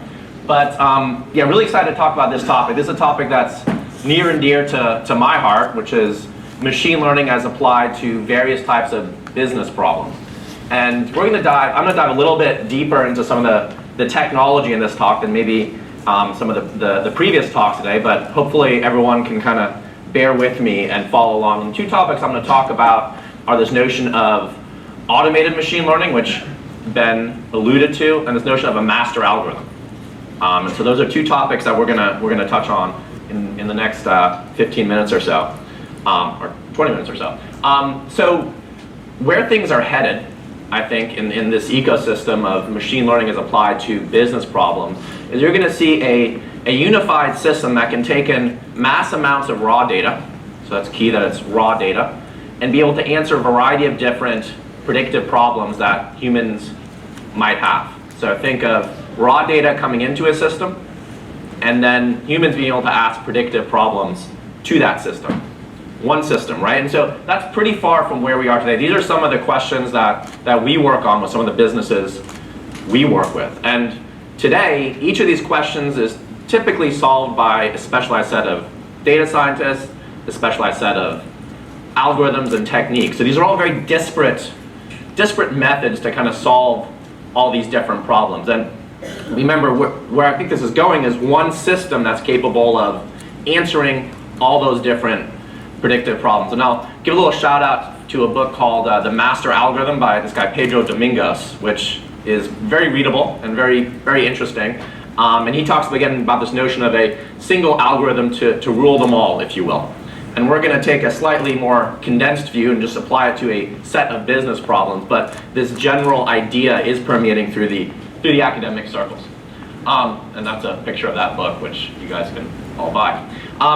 So I'm going to start off with a brief history of machine learning to get us to today, and then talk a bit around how one could go about building this master algorithm using components of automation. And then I'm going to show you how we have actually a demonstration of this master algorithm with our product. Really quick demonstration. That's the bonus in this talk. So I'm not sure if we've already gone through kind of definitions, but I don't know about you, but every time I talk to someone about artificial intelligence, machine learning, deep learning, everyone has their own definition. So I'm going to give you my definition, so at least for the next 15 minutes we'll all be talking the same lingo. So artificial intelligence, the way it's often defined, as a system that mimics some aspect of human intelligence, right? And so you can kind of decompose that word into artificial and intelligence. So artificial, something that's created. And then intelligence, we tend to think that humans are the most intelligent species on this planet. Some argue that, but we tend to think that. And so when you say artificial intelligence, you're saying a system that can mimic some aspect of human intelligence. And these are all different types of artificial intelligence problems, right? And so that's the general umbrage of artificial intelligence. Now, traditionally there have been two different ways to solve artificial intelligence problems. Something called expert systems, and then machine learning. In an expert system, you explicitly define a rule. Basically, think of it as an if-then rule. You're taking knowledge from a human's head and codifying it in a computer as an if-then rule. So if you're creating an autonomous car, you might say, hey, if there's a cement wall in front of you, do not hit the accelerator. that would probably be a good rule to codify in an autonomous system. Machine learning takes a different approach. It tries to learn those rules using data, right? So you feed it a bunch of data, and it tries to automatically learn those rules. So over time, it figures out that if you hit the accelerator, your car is going kaput. So you probably don't want to do that. And now there's a lot of different algorithms for doing machine learning, right? And probably one of the more popular ones you've heard recently is deep learning. But the reality is there's literally hundreds, if not thousands, of different types of machine learning algorithms. I've listed a couple of other ones here. So this is the background in terms of the lingo that we're going to be talking through. This is actually one of my favorite slides in this deck. There's kind of two parts. There's a bottom part, which are kind of nice milestones in the history of machine learning. You have the development of the perceptron, all the way to, I think, what really was one of the things that ushered in all this excitement about machine learning, which was great performance on this ImageNet data set, which was a computer vision task. But the really interesting part, I think, is that the fundamental algorithms that are being used today, so backpropagation is used to train neural networks. That was actually invented in the 1980s, right? Actually in the 1970s in optimization computing, but it's a pretty old algorithm. Convolutional neural nets, which is basically what was used to get this great performance on ImageNet, that's been around since the 1990s. So Jan LeCun came out with a bunch of papers, and his colleague came out with a bunch of papers talking about convolutional neural nets in the 1990s. So this technology has been around, but only recently has it really taken off. And one of the reasons I think it's really taken off is because of those top items, right? So we're no longer dealing with vacuum tubes. We actually have tremendous computational power that these machine learning algorithms have access to via services like AWS, Azure, these cloud-based services. You have tremendous computational power. And so I think that's one of the main drivers today of machine learning. So this is what my newsfeed looks like every day. I see AI transforming every industry, right? I see literally 20, 30 articles around AI transforming every industry. Most of the time they're talking about machine learning based AI. So actually learning from data versus expert systems. And I guess the last piece when we talk about AI today is this notion of data. So data is really the fuel for AI algorithms. So that kind of brings us up to today. Now maybe we can go back to this notion of a master algorithm. So again, when we talk about the master algorithm, this is taking in raw data and letting you make arbitrary predictions, letting humans use that data to build predictive algorithms at scale. So the first problem, there's a few problems, there are a few technical challenges you have to overcome to kind of build that system. The first one is actually the data, because typically if you guys have a business, your data is sitting in some massive data store, some massive Redshift or BigQuery, whatever your Oracle, you're kind of storing this data in kind of this massive unstructured format. Not a format that you can feed into any machine learner. You can't just feed that into a neural network. It won't know what to do with it. It doesn't work. So this is actually what typically happens when you actually implement a machine learning problem within an organization. There's typically these four steps. So there's this pre-processing step. There's a step around feature cleaning. So you might get rid of outlier data. You might normalize data. You might deal with missing data. There's a step of feature engineering, which is creating more complex features from the basic features that you've collected. And then finally, there's this issue of picking the best model. So I'll give you an example. We work with a lot of commerce companies. Their data store might have something like user X did action Y at time T. And that action might be add to cart, it might be purchase, it might be going to a particular part of the site. There's all these different actions that a user can do. And you can have billions and billions of those actions coming in real time. That's the data you're dealing with. And so the first thing you might do, if you pre-process that data, is organize all that into a user-centric approach. So you have a user has done all these actions over time. User 1 has done all these actions, user 2, user 3. That might be a form of pre-processing of that data. Feature cleaning would be, let's say you have a user that purchased 20,000 watches within 2 milliseconds. Probably not real data. You need to remove that data. Right? You have to get rid of that. And so that would be an example of feature cleaning. Feature engineering would be taking that timeline and saying, look, I want to predict, let's say, who's going to churn from this B2C commerce site. I maybe want to look at their change in activity over time. Maybe that's indicative of whether or not they're going to churn. If they're using their service less and less, that would be an example of feature engineering. And then finally, there's the algorithm, the model you want to use. Do you want to use a regression model? Do you want to use a deep neural network, or one of the hundreds of others? So this is the process that people typically go through to actually implement machine learning in organizations. And the dirty secret is that the cool part is on the far right. That's what all the engineers want to kind of work on. They want to build their massive deep neural network. But anyone that's actually implemented this technology knows that 95% of the time is spent on these first steps. And they're very subjective. They're very recipe, like people just make it work, right? There are no kind of tried and true techniques right now out there to actually getting things to work. So for all of you implementing machine learning, you can think about these first 3 steps. So the second challenge is that there's no one best way of pre-processing data. There's no one best way of feature cleaning, feature engineering. There's no one best model that's going to work for every predictive problem, right? So what it really looks like is something like this. And imagine this having hundreds of rows for each of these, if not thousands of rows. That's really what you're dealing with when you're trying to say, hey, I want to solve an arbitrary predictive problem. You have raw data coming in. It's going to go through all these steps, finally fed into a learner. To develop this master algorithm, you have to take into account what's going to work best for each data set. So that's the second problem. And what kind of goes along with this is that this is searching through that big matrix is not really computationally feasible, right? I think it was, if you have 10 by 10 by 10 by 10, that's whatever, 10,000 different combinations, and it's really hundreds, if not thousands of different combinations. You can't search through that effectively, especially when you're dealing with large data sets. So what you really want to do is have a system that kind of learns the best path through this big matrix of possibilities. So it looks at the raw data, it looks at your predictive problem, and it learns the best path through here, represented by this little path.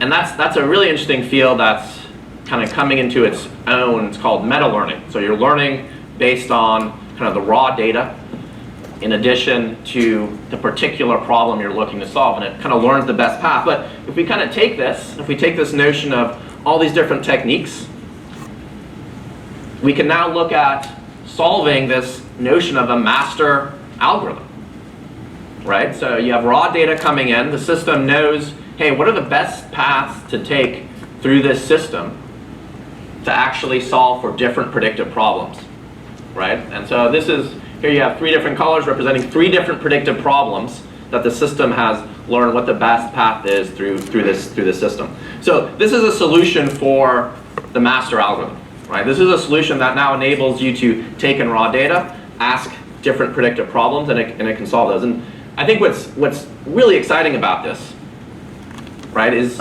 if you can deal with raw data and figure out the best path, all of a sudden everyone has access to building these very complex machine learning models. Even folks in here that have never written a line of code can build these models. And what we've done at Fedora is we've built a master algorithm for a very small set of problems we can now solve using this exact paradigm that I just told you about. And I'll kind of walk you quickly through an example of what it looks like. So this is a screenshot of the product, and we have a demo set up if you want to learn more out there. It's a screenshot. So let's say you want to predict, a very common problem we see is you want to predict churn from your service. That's typically a very important metric for a business. You want to know the probability of someone churning from your service.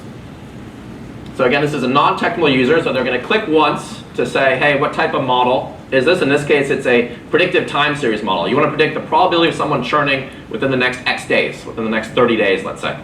So it's a predictive time series model. So that's one click. You need a couple more clicks. You need to click and say, hey, what's the training set I want to train over? Do I want to train over the last 90 days, the last 30 days?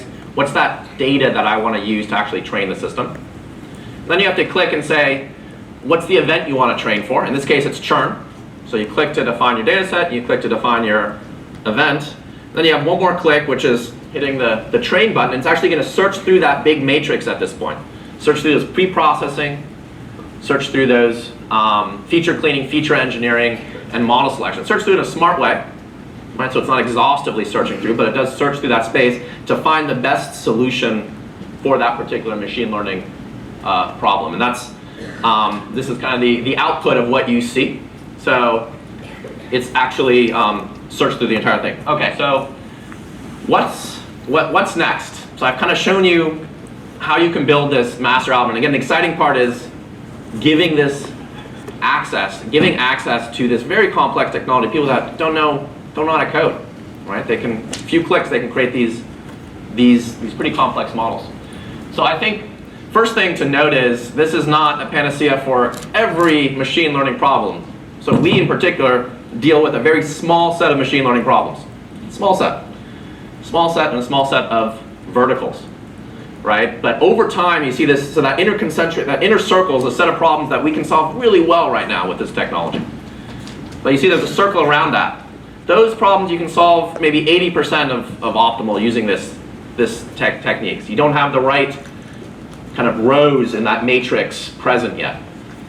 And then there's a set of problems you don't even tackle, right? That can't be tackled, and that's that outer circle. But the really cool thing is over time, these systems get smarter. Over time, these systems learn. Over time, there's more rows added in. There's more feature cleaning techniques. There's no pre-processing techniques that are added. So the system is organically learning with every problem it sees. It gets smarter and smarter and smarter. So I'll kind of, this is where I see the biggest innovations happening in this space in the next few years. And one thing that I don't highlight is I don't think there's going to be a new machine learning model that's going to, rule the world. It's actually, we're using the same technology we've used for the last 20, 30 years. Where I think the biggest innovations are on more automatically processing these mass amounts of data, more automation around feature cleaning, more automation around feature engineering. That's where there's real opportunity, I think, to really improve these systems. Then on the other side, having these ML algorithms encompass more of these steps.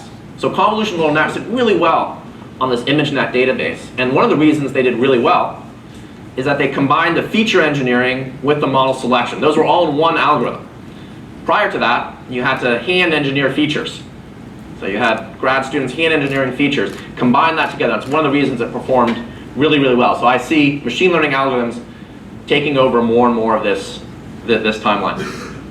So, in conclusion, it's super exciting time to be in this space. There's going to be tremendous innovations, and I think it's really going to empower a lot of folks to leverage this machine learning technology using techniques like the master algorithm. All right, thank you.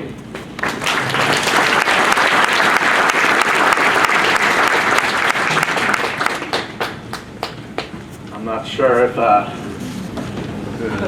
way. Okay, thank you.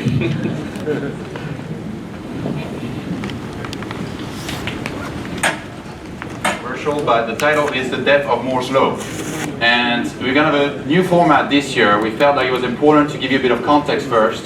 And so we're going to have Tom Campbell give you a keynote and walk you through some of the big picture ideas. And then we're going to drill down into specific topics. So without further ado, please welcome panelists for The Death of Moore's Law.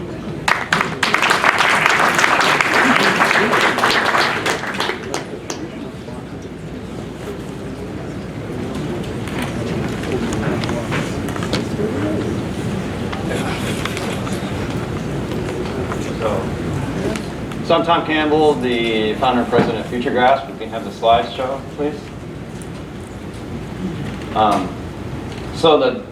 First off, I wanted to start off and say much thanks to Nikolai and Ben for the honor of presenting such a luminary audience. I'm actually special advisor to BootstrapLabs as well, in addition to running my own LLC called FutureGrasp LLC. So would like to present today what I'm calling the death of Moore's Law, and that's a bit of a controversial title, but I also subtitled it, And the Birth of New Semiconductor Industries and AI. Go to the next slide. Did I get a clicker?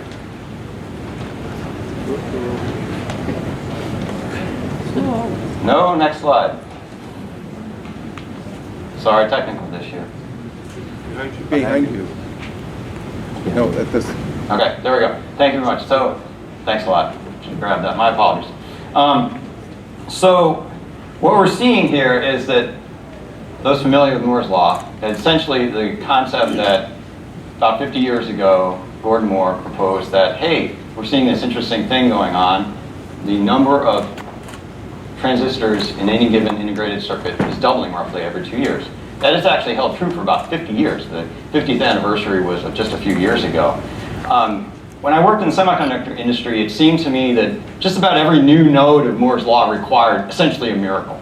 And we were always wondering, will we actually achieve that next miracle? Classic example, the transition from 193 nanometer to 157 nanometer microstereolithography. People were saying, it's never going to happen. Because of the materials issue, they got a new material, liquid immersion, stereolithography worked, it happened. So, however, we're seeing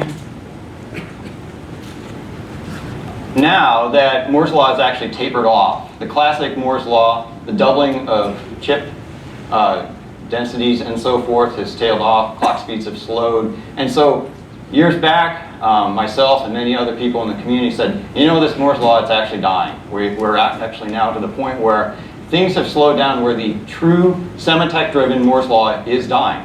And so what we're seeing is, yes, there are other capabilities coming out. There's fantastic research on things such as extreme ultraviolet radiation and stereolithography approaches. We may get down to 5 nanometers. We may get down a little bit lower. However, we will not achieve and go back to Moore's Law itself because of the fact that I mentioned we have these transistors and clock speeds have slowed. Moreover, it's getting so insanely expensive to produce these systems to actually make the next node of Moore's Law. A typical fab or fabrication plant in the semiconductor industry can cost over $10 billion.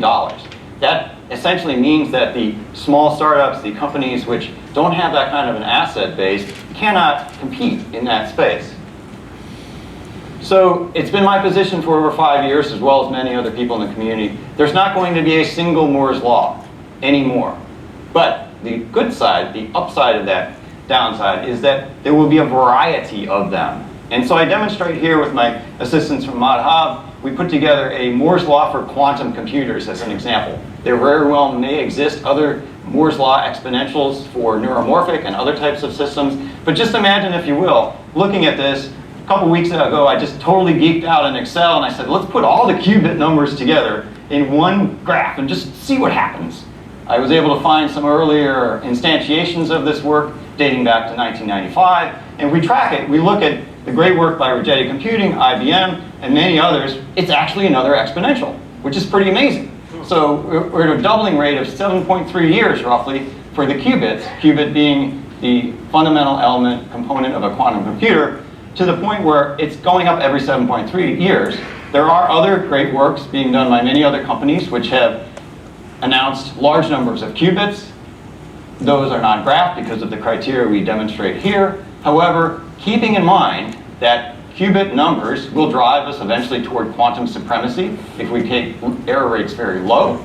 So we are close. And in fact, a couple articles I read just this past week estimates that in 5 to 10 years, we may achieve quantum supremacy, meaning that we will have the ability to do on a quantum computer what no CPU within like 1 million years of computational capacity could ever do. That is game-changing for the community, particularly for AI. So keep that in mind. What I would posit is that actually we're in the semiconductor industry, we're in a push-pull scenario. The pull comes from what's called non-von Neumann compute architectures. Von Neumann being the driving theoretician earlier on in the day about compute, saying that, hey, well, we have this system, it's a linear system. Non-von Neumann, meaning you have non-linear compute. So that's pulling it. Moreover, many people are looking to try and push beyond Moore's Law for the profit, for the greater computational speed, etc. But what's the push? Well, I would propose the push is actually AI. The deep learning intense need for computational capacity is massive. So the better you can make a GPU, an ASIC, an FPGA, and so forth, the faster you're going to be able to compute. So we have the mantra in BootstrapLabs, AI eats software. I would posit we have a new mantra in the hardware industry, AI eats semiconductors. Because this is being driven by AI, almost exclusively. It is fascinating to see, having worked in the semiconductor industry, one type of software is driving the entire multi-trillion-dollar semiconductor industry. It is amazing. So the opportunities are fantastic. So we can see chipsets advancing AI right now. graphic processing units, application-specific integrated circuits, field programmable gate arrays. These are being developed by many companies. You see trends actually in the community that the large companies, Apple's, Alibaba's, Amazon's, they all say, hey, why should we be dependent upon others for chips? Let's develop our own chips. And so what they've done is they've gotten fantastic developments in these areas and pushing the envelope way beyond what Moore's Law could ever do. In the wings are some really amazing research activities. We have some representation on this today here on the panel. Quantum, neuromorphics, spintronics, etc. All of these have their own potential Moore's Laws, if you will. And so what we have is basically a zoo of compute architectures that are underway. It's incredible to me to see that unlike just chasing the next node on a CPU or an HPC system, now it's this explosion of different devices and capabilities. The challenges are immense, however. We have hardware R&D issues, clearly. Software issues, I would posit to the audience, are perhaps even more important. So imagine, if you will, how do you program a quantum computer?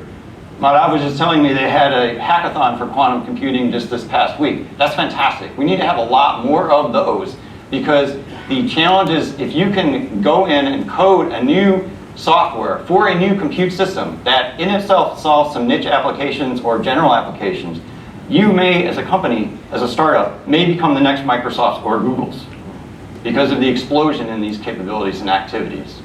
And then production scale-up, not a simple thing. It's always tricky to get to any startup to go toward a large scale-up, large market. However, what we see, and I saw this when I was in the government a couple years ago. I ran a conference in 2015. I called it Moore's Law 2.0, 2.0. A little catchy, perhaps a little different than Death of Moore's Law.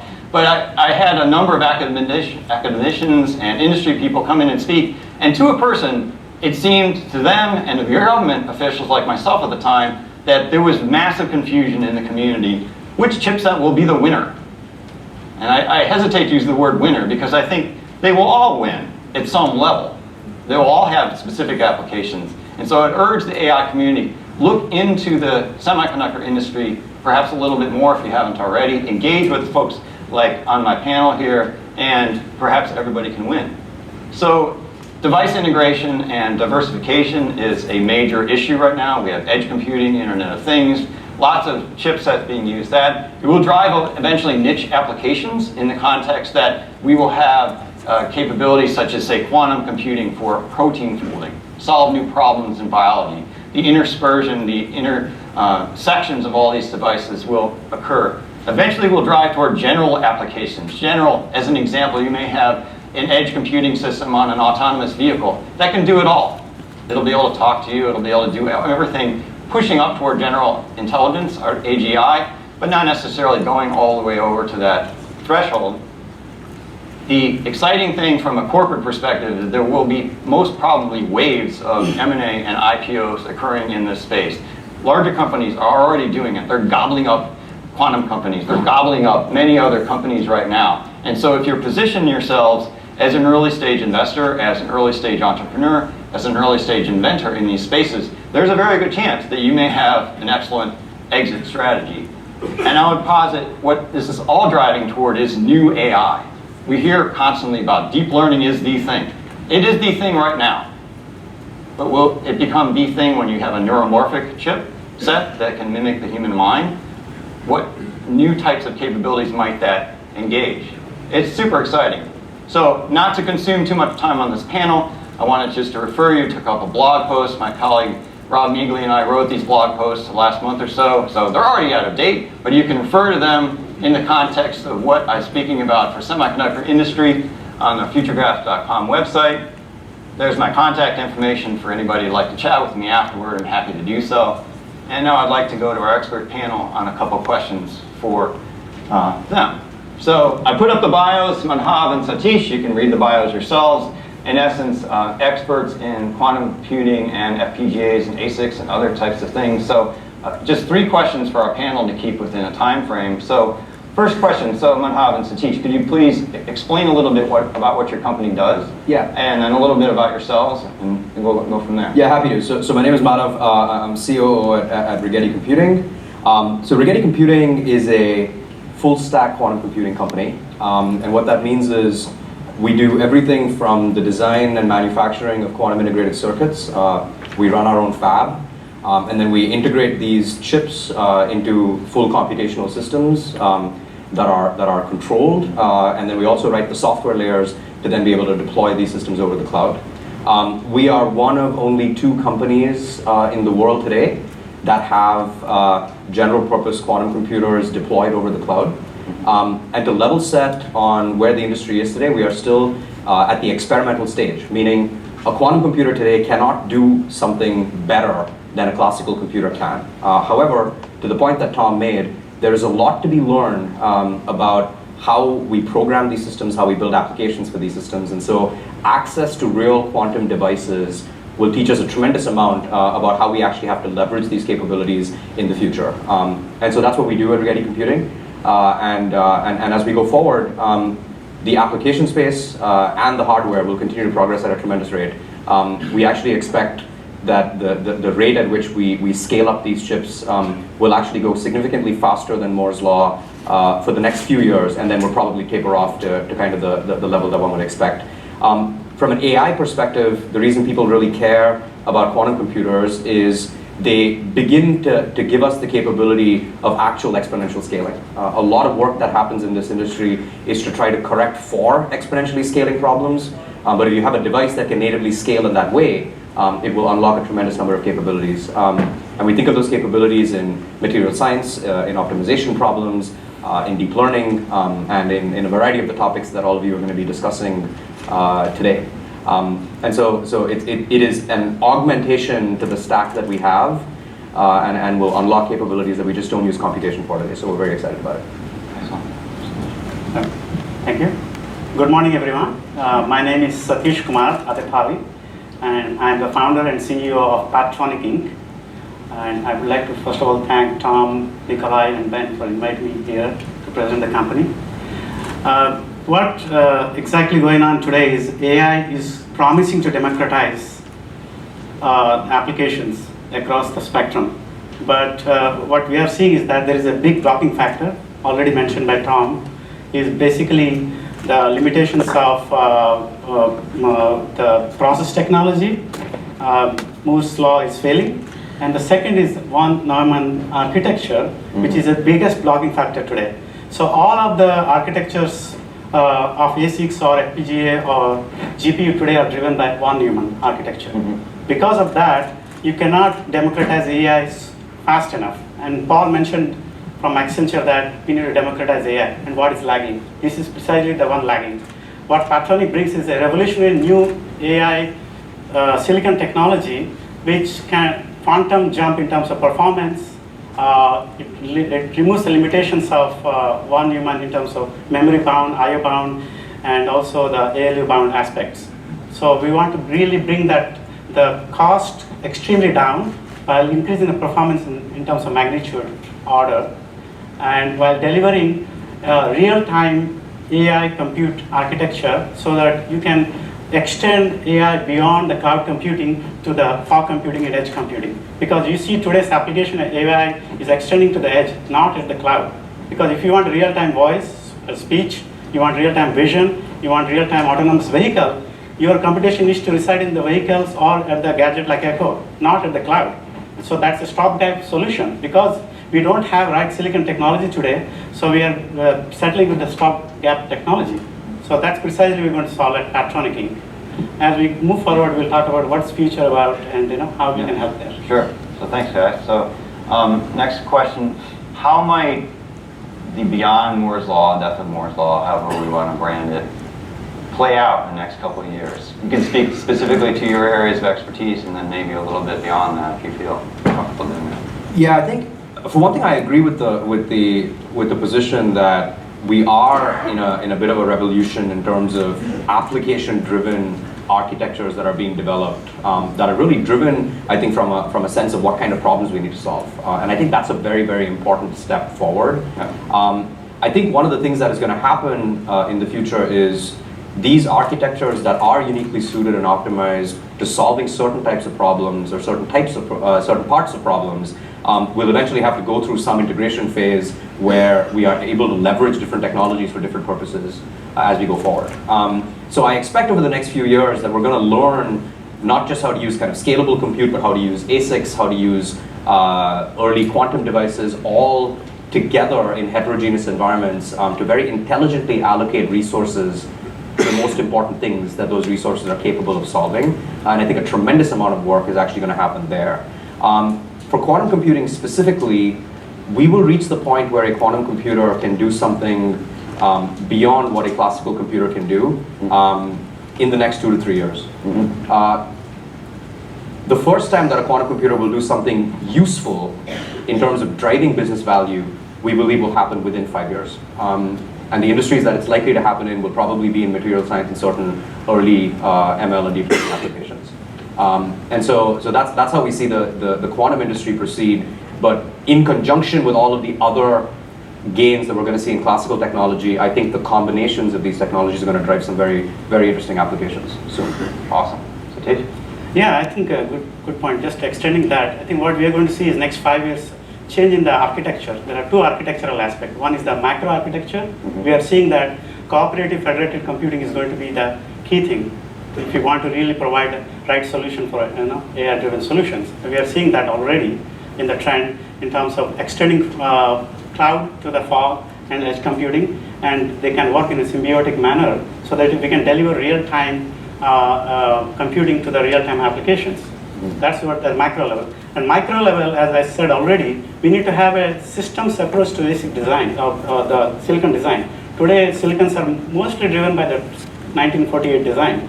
So they're not really accelerating anything. They're in fact blocking everything. If you want to go faster, so they're becoming a blocking factor. You have a Ferrari car, but the roads are still standard roads. That's exactly happening. And the other problem is that the whole network is like arteries. They're clogging anytime. So if you want to provide a real-time AI to the edge applications and your network is completely clogged, coming from a networking background, mobile background, wireless background, I know clearly what's going to happen there, right?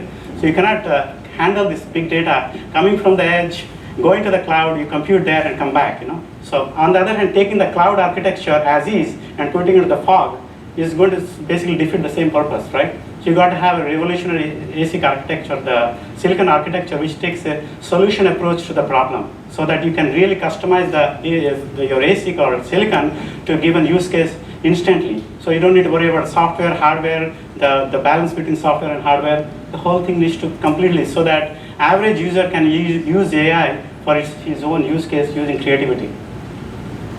So that's going to be the trend. Until we catch up with the quantum computing next 10 years, again, we need to have this change in the fundamental architecture of the compute design. And we believe that Patroni can provide that.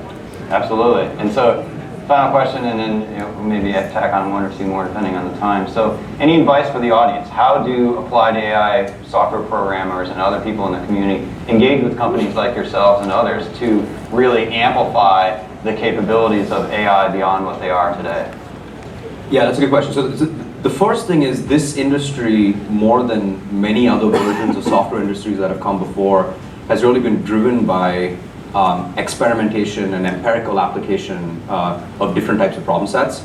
And that applies to quantum computing as well. Quantum computing technology, because of the inability for classical computing to simulate a quantum computer beyond a point, will by definition have to be empirically discovered in terms of how the applications actually play out. So the best way to engage is to actually use these systems. So our system today is available on our platform called Forest. It's available on our website. It takes a few minutes to sign up. We have Python developer tools for people to actually begin writing quantum code. And before very long, you can actually write quantum gates and quantum applications that are running on a real 19-qubit quantum computer, which is quite cool and quite rare for people that have been in this field for very long. So what I encourage people to do is, there's a tremendous amount of knowledge and research that is starting to come out about the ways in which people are leveraging this technology. And so I encourage people to experiment with it and play around with it. We had a quantum hackathon that Tom mentioned this weekend, where one of the projects was to train a better model for an AI that could be used in a game, for example. And so there's a lot of interesting things that can happen with the use of this technology. So I encourage people to experiment with it and empirically discover the ways in which we can extend it.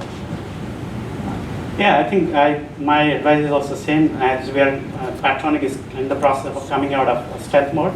As we come out, we have created a platform which is really conducive to the end user. So user does not need to know the CUDA programming or any other programming language.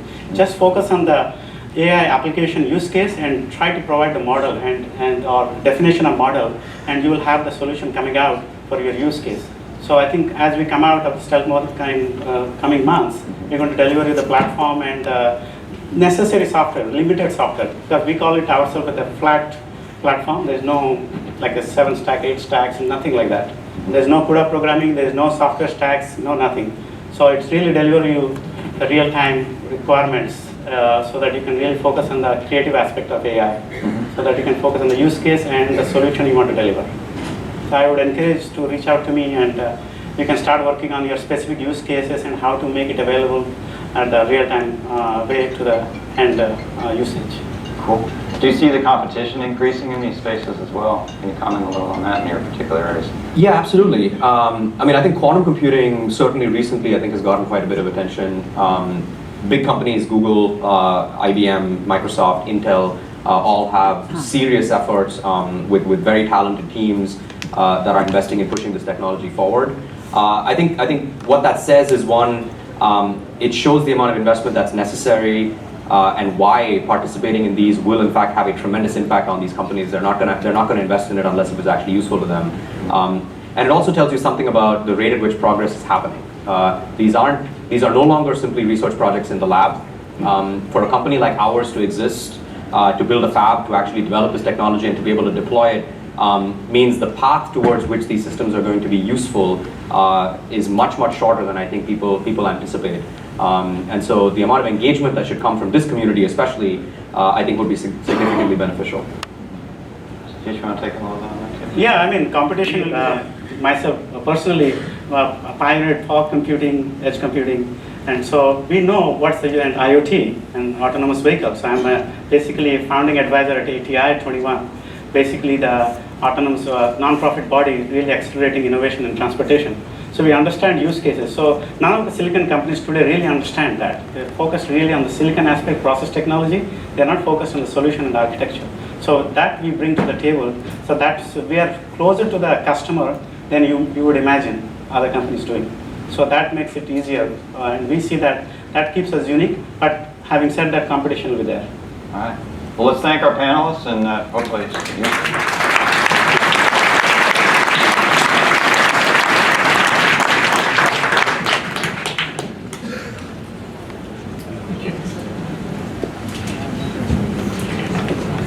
All right, so we promised you a lot of networking time. We actually have a 25-minute break now. So please stretch yourselves. There's coffee in the back, coffee in the front, some friendly robots as well.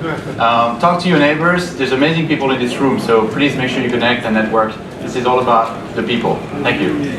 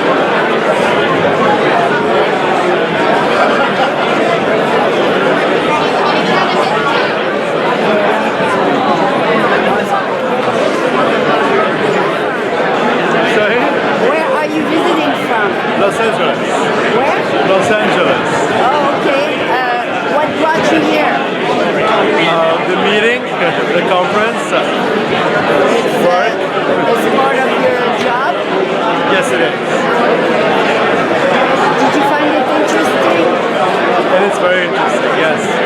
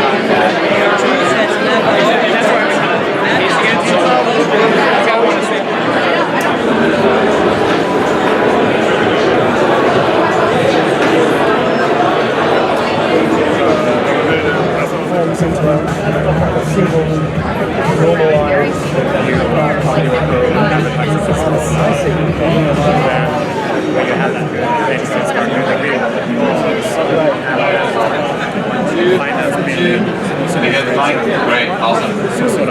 All right, I know 25 minutes goes by very quickly, so please get back in, grab a chair. For those of you that are in the back, I heard some complaints, it's hard to see the slides. Feel free to move back closer, there's more chairs. So, welcome back to BootstrapLabs Third Applied AI Conference. This morning we touched on the future of work, we touched on practical applications into the enterprise, we touched on the death of Moore's law, and now we're going to shift gear and we're going to go into more the industrial world. We're going to take you into the world of manufacturing and heavy industries and how AI is being applied in that context. We're going to take you through AI and energy, which is again kind of a first for us to address that. It's happening really the coming of age of how is AI going to impact energy markets. And then we're going to take you through the cybersecurity space, which is the scariest of all, but also one that none of us can ignore. So with that, I'd like to invite on stage our panelists for the manufacturing and industrial applications of AI. And then after the cyber, we will actually have lunch. So hang on tight, and I hope you enjoyed the show. Thank you.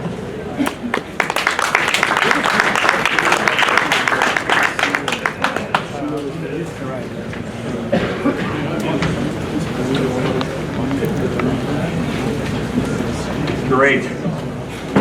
Thank you, everybody. Thanks for the introduction, Ben. As he mentioned, the next half hour, we really want to talk about how AI is applied in industrial and manufacturing use cases. How many folks, just to kind of get a sense in the audience, how many folks have heard the phrase Industry 4.0? I presume a lot, right? How many have had a chance to actually go see a smart factory in action, tour the factory? A lot fewer. How about the Tesla factory? Anybody tour the Tesla factory? A few others, yeah. So you could actually, if you do that, you actually see some of they actually have drones working in between the aisles, actually delivering various parts. It's a good example of a smart factory and early adoption of Industry 4.0. But manufacturing is certainly not the only segment or part of this that is actually taking advantage of AI. We'll hear from our panelists around construction, heavy industries, asset management, insurance, all taking advantage of this. And I'm really pleased to hear some of the practitioners, the technology vendors, and some of the investors behind some of the technology that we're seeing in this industrial segment. My name is Macario Nemi. I lead IoT strategy at Cisco. My personal history is I've been in the IoT sector for about 10 years now. Part of a startup called Jasper and now part of Cisco. Very proud to be a part of a large organization helping make some of these things happen. So I'd like to just ask my panelists to take a minute and discuss a little bit about their company and their role and how it would apply here. Thanks a lot. I'm Karen Carr. I'm Executive Managing Director at GE Ventures. And I lead the industrial team there, and we've been investing in AI and IoT and how that can impact our own operations and help us improve our customers' operations. So we've invested in a number of companies in the AI space, and we've started some companies that actually leverage AI in image analytics. So we're in Airware, which is in mining.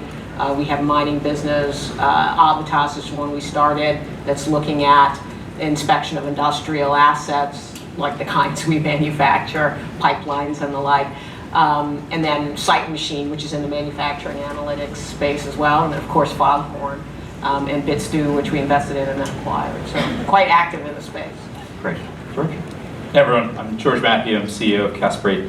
We've been an aerial intelligence platform focused on industrial drones. We built and manufactured a drone here in the United States that we first and foremost started with the idea that autonomy mattered, particularly in construction, in mining, in aggregates, in dimensional analysis on rooftops. We took the idea of autonomy and then pushed the analytical applications that could be formed using machine learning and artificial intelligence. We serve mostly industrial customers, over 250 customers now. We've completed over 70,000 missions in the last 3.5 years of commercial operation, and we're really focused on really improving the nature of industrial work. And in full disclosure, Cisco is an investor in Esprit, and a very enthusiastic investor. Thank you so much for the investment in this last round. Thank you, Matt. Yeah, hi everyone. My name is Matt Mann. I'm the founder and CEO of Industrial AI. Industrial AI is a construction insight company where our mission in life is to better productivity on an industry that has been ignoring innovation for quite some time. And how we do this is using commoditized hardware, any IP cameras that fit into our system, and we make them very smart to be able to digitize all the key activities on construction sites, such as how many folks are actually in the site, asset utilization, materials in and out of the site. Now, with our solution, we can now being able to baseline all the activity in the construction space, and therefore we can start really improving it from that. Great. Good morning, everyone. My name is Ramya Ravichandar, and I head product management at Foghorn Systems. So what does Foghorn do? We provide edge intelligence for industrial sectors. We actually bring a very unique combination of real-time streaming analytics, machine learning, and some AI capabilities, all at the edge and on constrained footprint. I did hear the last panel, so I'm kind of excited to talk about how software can be optimized to run at the edge. And to give you an example, so we can run on sensor kits or PLCs, Raspberry Pis, ruggedized gateways. And the idea there is to really learn from live data and provide operational insights as they matter. Great. Thank you, Ramna. And into the previous session, Tom mentioned he published a white paper about a month ago, and it's already out of date. That means it's such a fast-moving and emerging space. I'm sure the audience would like to hear, what's been one insight or something new that you really learned, if not in the past month, at least in the past year, that you've really uncovered? Maybe we could start with you. One is hard. I think I've learned a lot in the last year.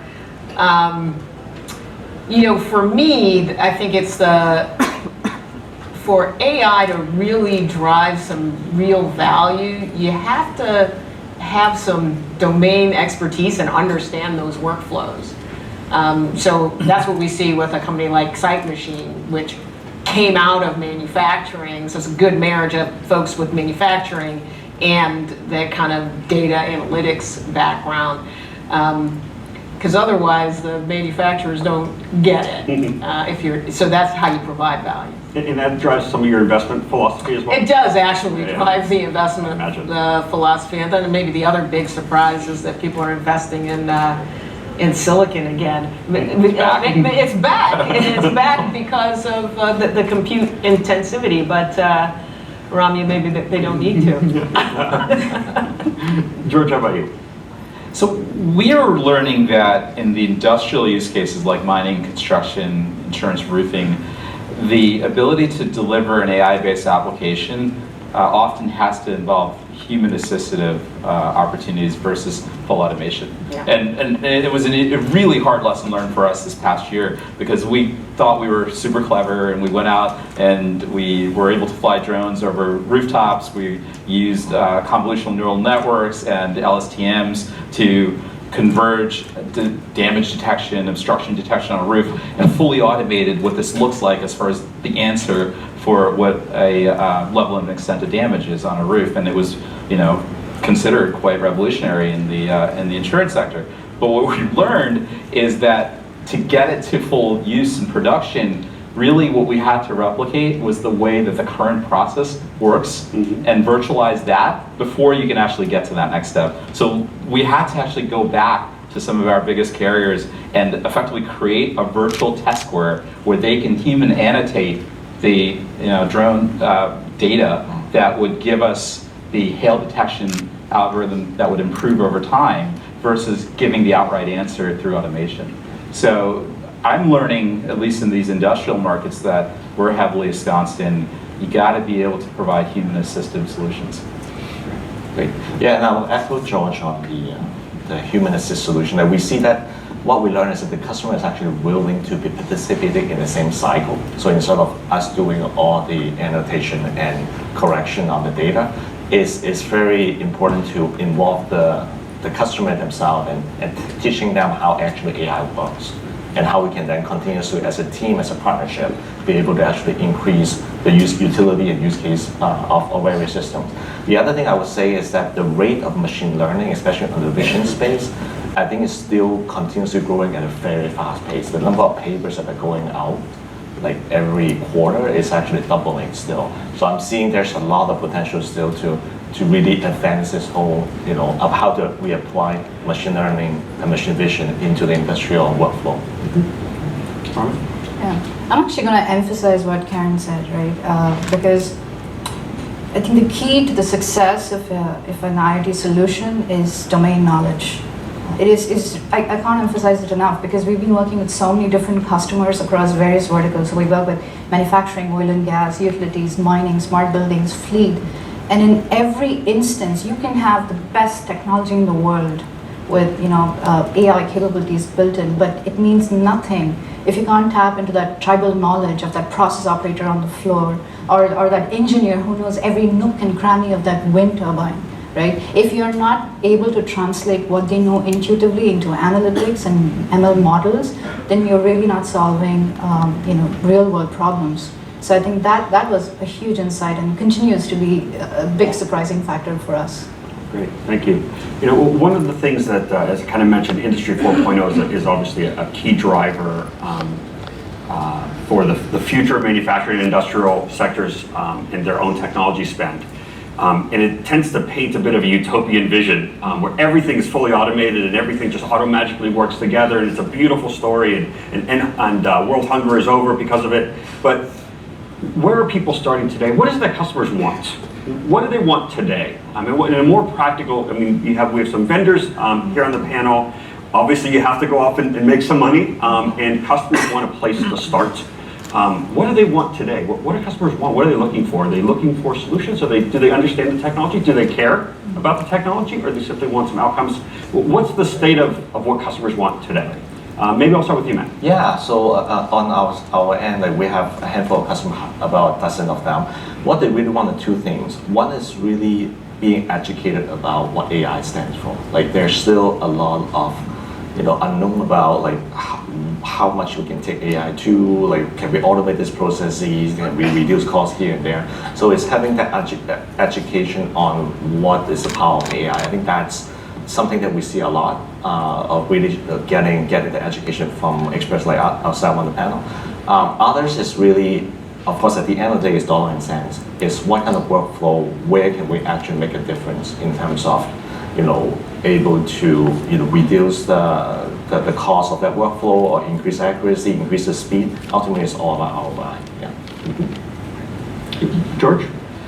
Our customers continue to ask for sort of two things and then start to get into the AI conversation. So the two things that they ask for from us is accuracy and, interestingly, safety in the industrial sector. So we started in mining and aggregates of all places, and we started with 5 customers and went to 150 within our first year of commercial operation in mining and aggregates, mainly because we improved the forecast accuracy of every single individual stockpile measurement, because you weren't taking 15 points with a GPS backpack or a laser-guided stick to come up with what your volumetric measurement was. You're flying a drone overhead that created 600,000 points of measurement, pipelined that into a photogrammetry model that could create a 3-dimensional view of that asset. And that was a big game-changing, because not only was that more accurate, but no one was actually falling off of a stockpile and spraining or breaking their leg. Similarly, in the insurance sector, the roofing business is the 3rd most occupationally hazardous job in the country, right? Because people fall off roofs all the time. And so that was the starting point for us. Just like, can you get accurate, reliable, synthetic models built in a safe manner? But then the questions became like, okay, what can you do with it? Can you improve the process? And as the process improvement conversations emerged, they didn't really care about the tech, the algorithm, the model building, anything. They just wanted to make sure it worked, right? And improve the way that their current, status quo was. What we realized is over time, they eventually do care. They want to go back and understand what you're doing, how you're doing it, and does it, frankly, hold up in a court of law, right? Because we have, situations now where last season claims were being processed faster. Like, we were the first, folks on the ground right after, Hurricane Harvey and Irma, mainly because we had trained up a number of the key insurance carriers in terms of just being able to adjudicate claims, both for wind and, hail damage. So the wind catastrophic response team was on the ground the week after the hurricanes hit, and were able to start to adjudicate a claim. So no one's claim was ever denied using data coming off a drone. But this hail season, what's going to be interesting is there will be moments where people's claims are going to be denied. So now the algorithm and what we've been doing with it really matters, because people want to know, hey, is this going to hold up in a court of law or not? So it's going to be an interesting year for us. Yeah. Karen, what do you think? What do customers want? Certainly in the manufacturing side, I think that human in the loop part is still critical. So I think they're looking for, what we're looking for in our factories are insights around how we improve operational efficiencies. We're looking for insights around how we improve quality. So we're looking for suggestions, but we're still looking for the operators to make that the ultimate decision. The other thing I would say in terms of what we're looking for is we're looking for solutions that aren't super expensive to implement.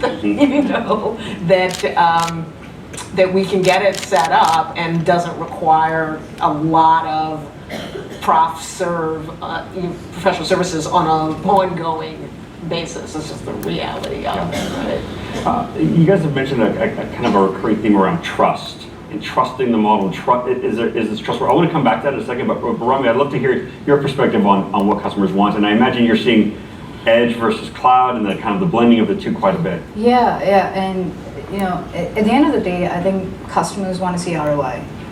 right? And a lot of the customers have been burned pretty badly in the past because they followed a technology fad, and then they've ended up with silos of data. Connect up all your assets. Yes, we did it. Now what? Oh, 80% of my data is in Ether. I don't know what to do with that data. So now when we talk to customers, they're like, okay, what is it? Is it going to have an operational impact today? How can I empower my operator to make a decision on the floor at that point in time? And we see all these use cases now are starting to resonate across the board because it's edge computing use case, right? If you take, for example, a semiconductor factory and you're manufacturing motherboards, you want to know if a particular CPU is slightly cracked before it gets onto station B and it's irreparable. An operator can make a decision at that point in time, right? Take discrete manufacturing, right? You have a factory making airplane parts out of titanium. If your CNC is off by, it's misaligned, then you want to know right then and there. It's very expensive to have titanium scrap lying around in your factory floor. So the challenge that the customer brings is, what is it that my operator can do today to make a difference on the floor at that point in time? I don't want to be sitting on piles of data. I don't want to have to run algorithms and then come back a week later. I don't want to work with stale data. I want to work with live data and give me an action right now. The idea of trust is a big deal, and I know in the industrial sector and in manufacturing especially, not everything goes to the cloud. Not everybody trusts that, and certainly the idea that data leaving your property, here in Northern California, you wouldn't even think twice about using the cloud for everything. But certainly in these sectors, it's a long way to go before they're willing to do that, has been my experience. Are you seeing that the primary motivations for wanting things on-prem, is it latency and time reasons, as you mentioned, or do we also see data, trust reasons? We don't want to give up our data to somebody else or having it leave our grasp, if you will. Yeah, I'll take that on. I mean, there's definitely a lot of those, right? There's the bandwidth issue, right? If you're an oil rig out in the middle of the ocean, do I really want to send every millisecond of my temperature and vibration data back to the cloud? Now, what you want are aggregate insights, and you want to have localized processing. So definitely there are cost constraints around having to ship all your data back to the cloud. And security is a big piece, right? We're working with industries with decades of machinery. They have their DMZ zones, their firewalls, they have certain security policies in place. And the minute you open up a port, they're very, very wary. They don't want to talk about getting onto the cloud at all. So edge computing is also this emerging frontier for defense against cyber attacks. And again, that's been a surprising element of this because it's so localized. It says, hey, we're not shipping your data. It is local. Everybody gets to see it. We don't own it. We don't store any data. It's all in-memory processing. The customer owns the data. So trust is a huge part of that. Yeah. George, I know latency and edge computing was a kind of a key topic for you guys as well. But what's been your experience? Yeah, for us, the factor for going more local, right? So first iteration of some of the things that we've done, particularly in the construction mining space, have all been cloud-based, right? And all been sort of cloud computing driven, where we had isolated multi-tenant infrastructure in place to be able to separate our customers and secure the data in a meaningful way, similar to what Salesforce has done for many, many years in the cloud. When we got into the insurance use case, the timing of being able to process a claim became very important, right? So last year, it was state of the art to be able to do a claim process within 1 hour and 15 minutes.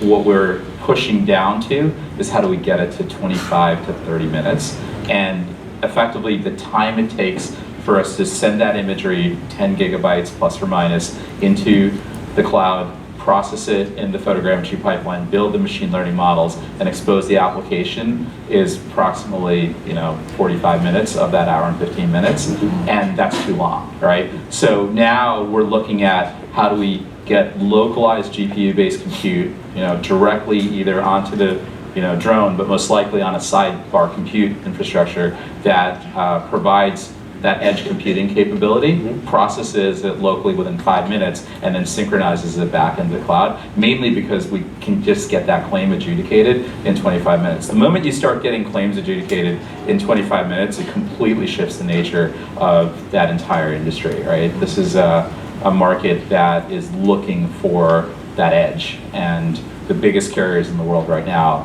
are pushing us to help us deliver that edge for them.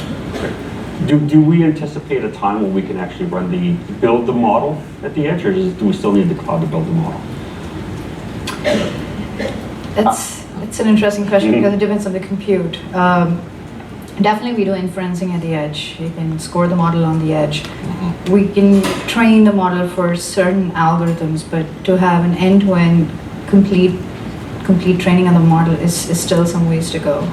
Yeah, I like that. We see it's a hybrid model in which the inference part and the runtime part should be done on the edge. But there's a lot of value of taking all this edge device and all the learning that you have, centralize it and train on it so that your model gets better before you distribute it back. Yeah, I agree. I think it will be a hybrid model. And also many of these instances in manufacturing, it's not just a single machine, but now you're collecting information from your enterprise systems, from your warranty claims, and that's actually helping you improve the processes over time. So it's multiple data sources. So the cloud piece of it is going to still be important, but because of latency and because of intermittent connectivity, you'll still need that edge component. Right, and I think that's the trick on addressing the trust issue is what sort of data that we'll keep on the edge that makes the customer comfortable with it, and what sort of data that we anonymize, be able to ship it back to the cloud, and be able to do all that kind of heavy-duty machine learning. And we, at this stage in age, we still have a lot of new models that are coming up that should be done at a centralized location. So I think that's I think how it will evolve in our opinion. Okay. Well, one of the things that I've heard repeatedly from some of the large industrial customers is this notion of who owns my data, although that seems to be kind of somewhat getting pretty resolved. But the follow-on question is, what are you doing with the learnings? And we've seen large industrial companies as vendors trying to serve certain industries, and the industries will come back and say, well, even if I give you my data and you can derive some insights and I pay for those insights, have you now built a model on the back of my data that you're going to then go off and sell to my competitors to give them the same kind of benefits? Are you seeing this? Are you seeing examples of this? And how do you see your companies address it, or some of the portfolio companies address it? Matt, do you want to? Sure. So in our case, it's a bit more of looking at it strategically on who is the benefit, who is the best in actually harvesting those data. Is it at the enterprise level, or is it in the industry level?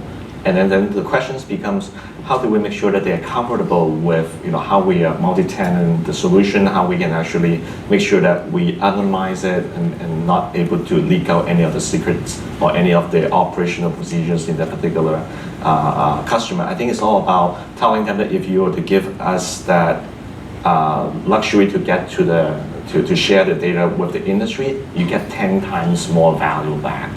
That's how we have been successfully pitching to the customer and making sure that they understand. And they're happy with that. That's where they become satisfied. And obviously, part of the greater good. Yeah, obviously the policy has to be very upfront. Be able to have that conversation earlier to build the trust to. It's part of building trust to all your customers. George? Yeah, to the trust point, our customers have been very explicit that their customer privacy has to be sacrosanct in the products that we're building.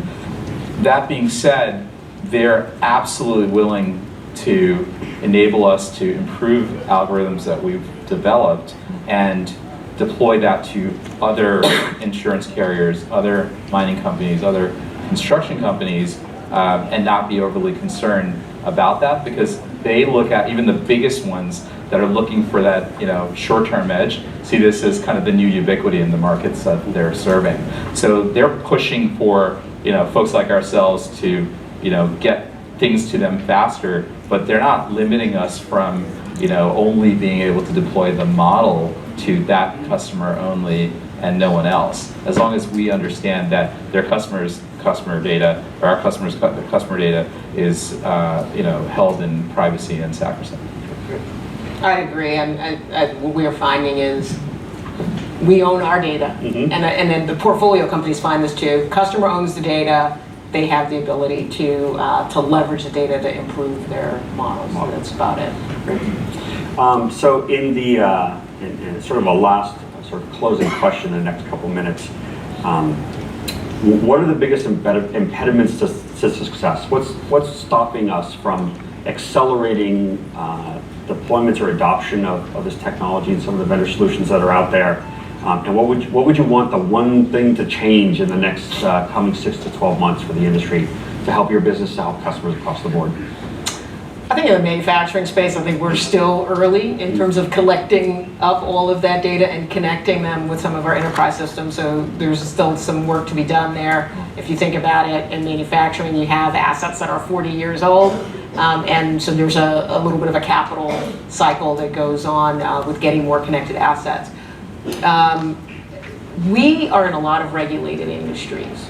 And this notion of AI, which can absolutely help us improve our processes in an almost black box way. When you're in a regulated industry where the manufacturing processes are regulated, we have some work to do with the FAA and with the FDA and those bodies on how we leverage this in manufacturing. So I like to think about the businesses that we're involved with and how we are successful in the market is all about taking yesterday's algorithms with today's compute to solve tomorrow's problems.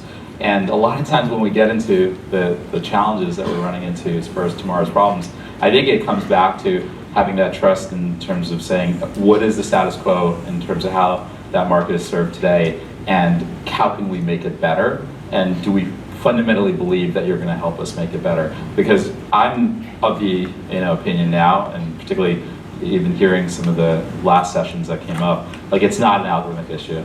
It's actually not a compute issue any longer. It's about domain knowledge and trust. Yeah, likewise in the construction space, I think the key would be really having those construction and real estate developers embrace the technology more and do more pilots. I think that the way to low cost and being able to have that first mover advantage to actually do a pilot, you will learn so much about what's going on and how you can apply it. Great. Robin? Yeah, I want to say follow the money. What I mean by that is I think the technology is there. We have all the advancements we need. What needs to evolve a lot more are the business models, because, and I bet you a Bitcoin too soon. Every time you walk into a conversation with a customer who wants to do IoT, he will use the term predictive maintenance. And it always comes up because they want to do cost savings, they want to improve operational efficiencies, and I think we need to start elevating the thinking there and say, okay, what is it you can do with IoT to generate new streams of revenue? And once you figure that out, I think the adoption is going to be way faster. Yeah. And we see that quite a bit on the IoT side. Even without AI, is the ability to generate new revenue streams based on the data that you have, generating new services, is a huge opportunity. Well, thank you very much to our panelists. We're out of time. We're going to move on to the next session, but thank you very much for the time. And of course, please feel free to stop by and chat with any of our panelists after the session or during any of the breaks.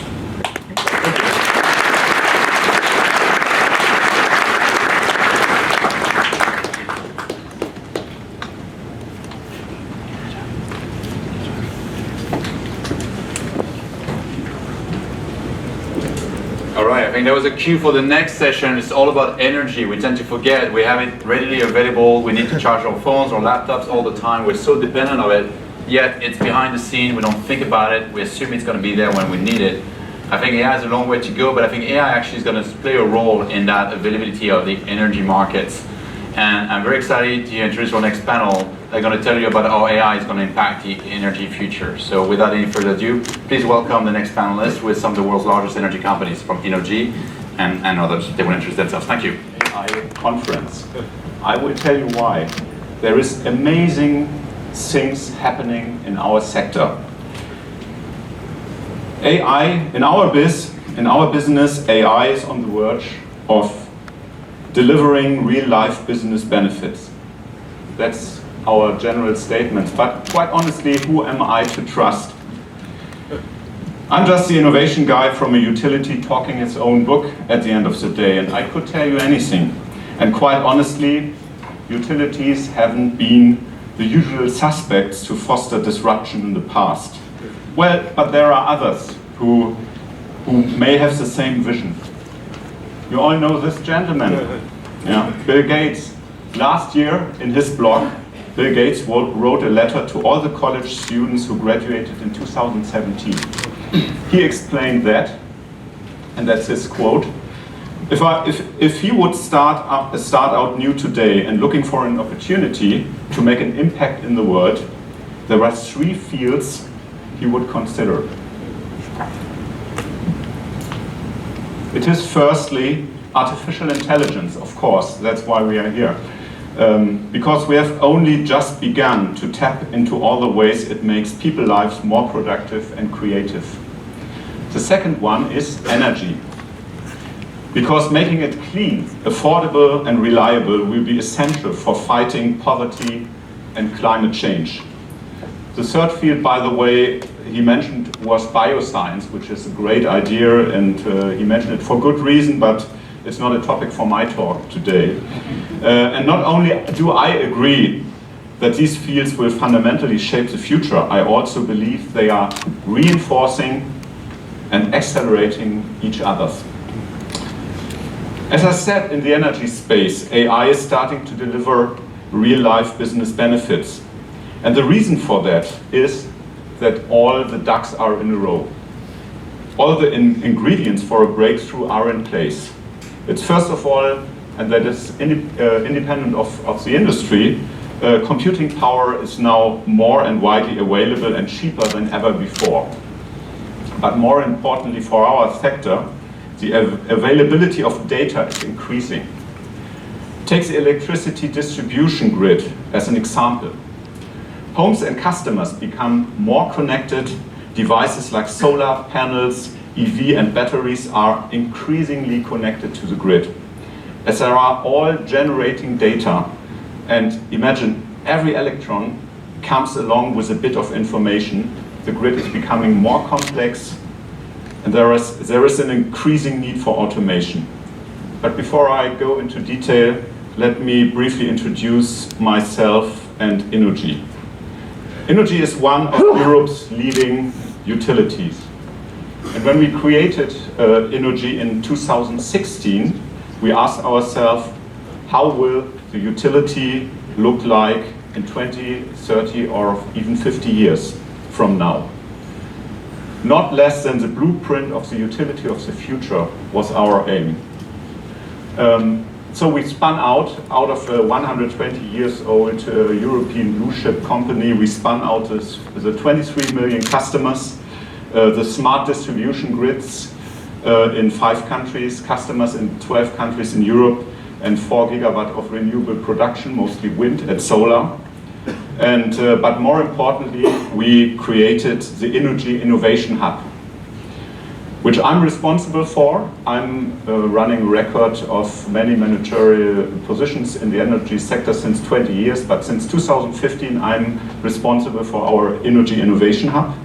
And our aim is to shape the idea of being the blueprint for the utility of the future.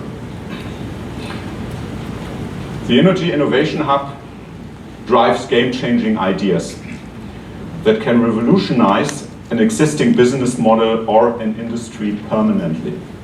We build and invest into startups and also partner with startups to co-innovate. The Innovation Hub has 4 geographical centers of gravity: in Palo Alto in the Silicon Valley, in Tel Aviv in Israel, in London and in Berlin, where the Innovation Hub is engaged with highly relevant innovation ecosystems and present in areas where business models are being rethought and cutting-edge technologies are being developed and deployed. So we want to take over our piece of the responsibility for our digitized and electrified future. Our vision is one of abundance, opportunity, and excitement. And I'm convinced artificial intelligence will contribute to this vision. So which vision are we talking about? When I talk with my colleagues back home in the core business, the vision of AI looks a little bit like this, and it's very close to the more dystopic views that we got introduced today by Paul Doherty in his amazing keynote as the myth number one. It's all about we lose our ability to control AI. Will AI take over our jobs? How can we securely apply AI in critical infrastructures like the electricity systems? And I tell you what, all these points are very valid, and we need to take care of them. But as Innogy, first and foremost, we see the value AI can bring to the table to help us address the challenges of the energy systems. And let me share with you one of the most important ones. That's the integration of renewable energy sources and smart devices to the energy infrastructure. In Germany, for example, electricity from renewable sources has pretty much quadrupled during the past 10 years. And there are now 3 million solar plants installed on residential buildings. Almost 35% of electricity consumption in Germany last year came from renewables. From a technical standpoint, this enormous amount of renewables in a system is a double whammy as a challenge. First of all, these renewables are weather-driven, they are unpredictable, and they are uncorrelated with the demand, which is a nightmare for grid engineers. Secondly, they are decentrally deployed. It is literally 180-degree opposite to the present energy infrastructure system, and it's forcing technicians to manage bi-directional flows instead of simply top-down supply of energy. And it doesn't stop with solar panels. Also, EVs and batteries are increasingly being connected to the grid.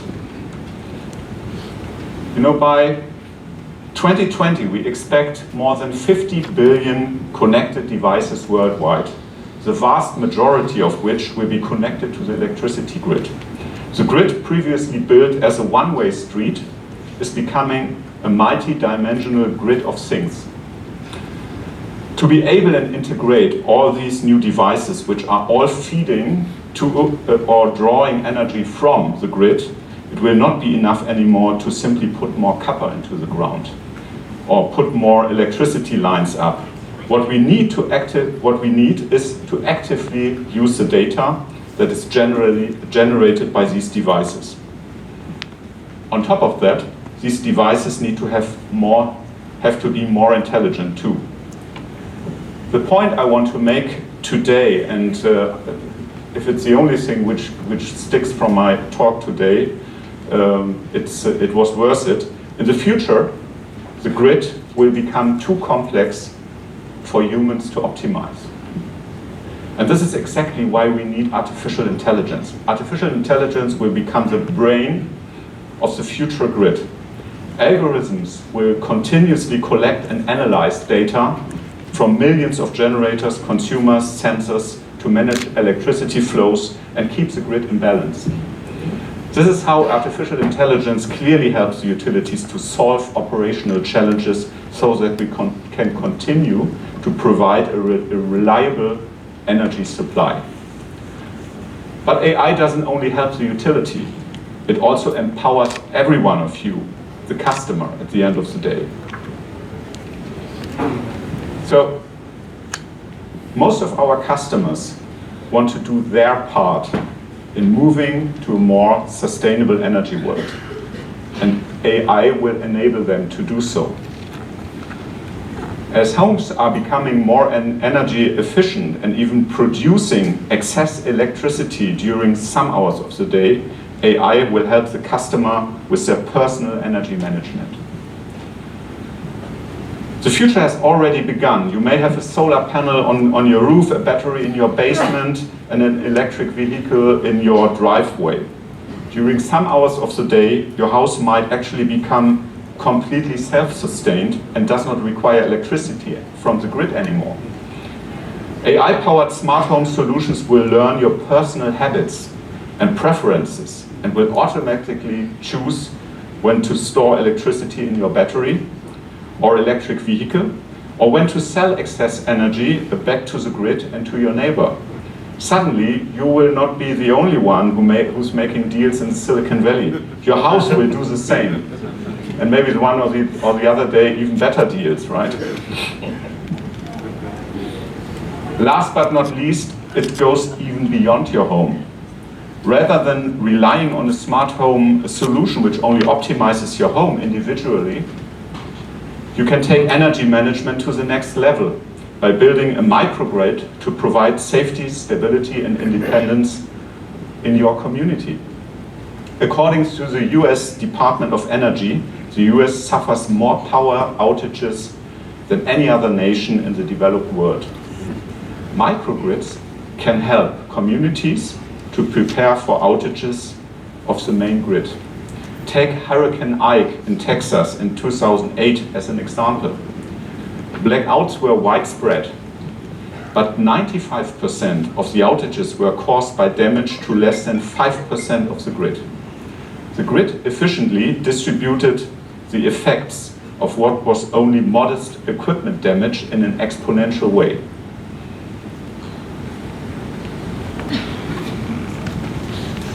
In a conventional grid, utilities manage the balancing of demand with supply.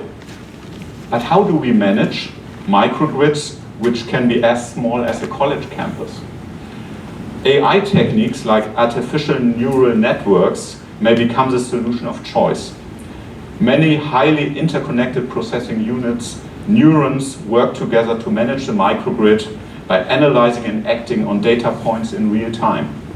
And more importantly, their self-learning capabilities allow them to learn the relationship between input and output variables where well-defined or easily computable scenarios do not exist yet. As you see, AI is the glue in our decentralized energy system of the future and the foundation to provide additional flexibility and resilience.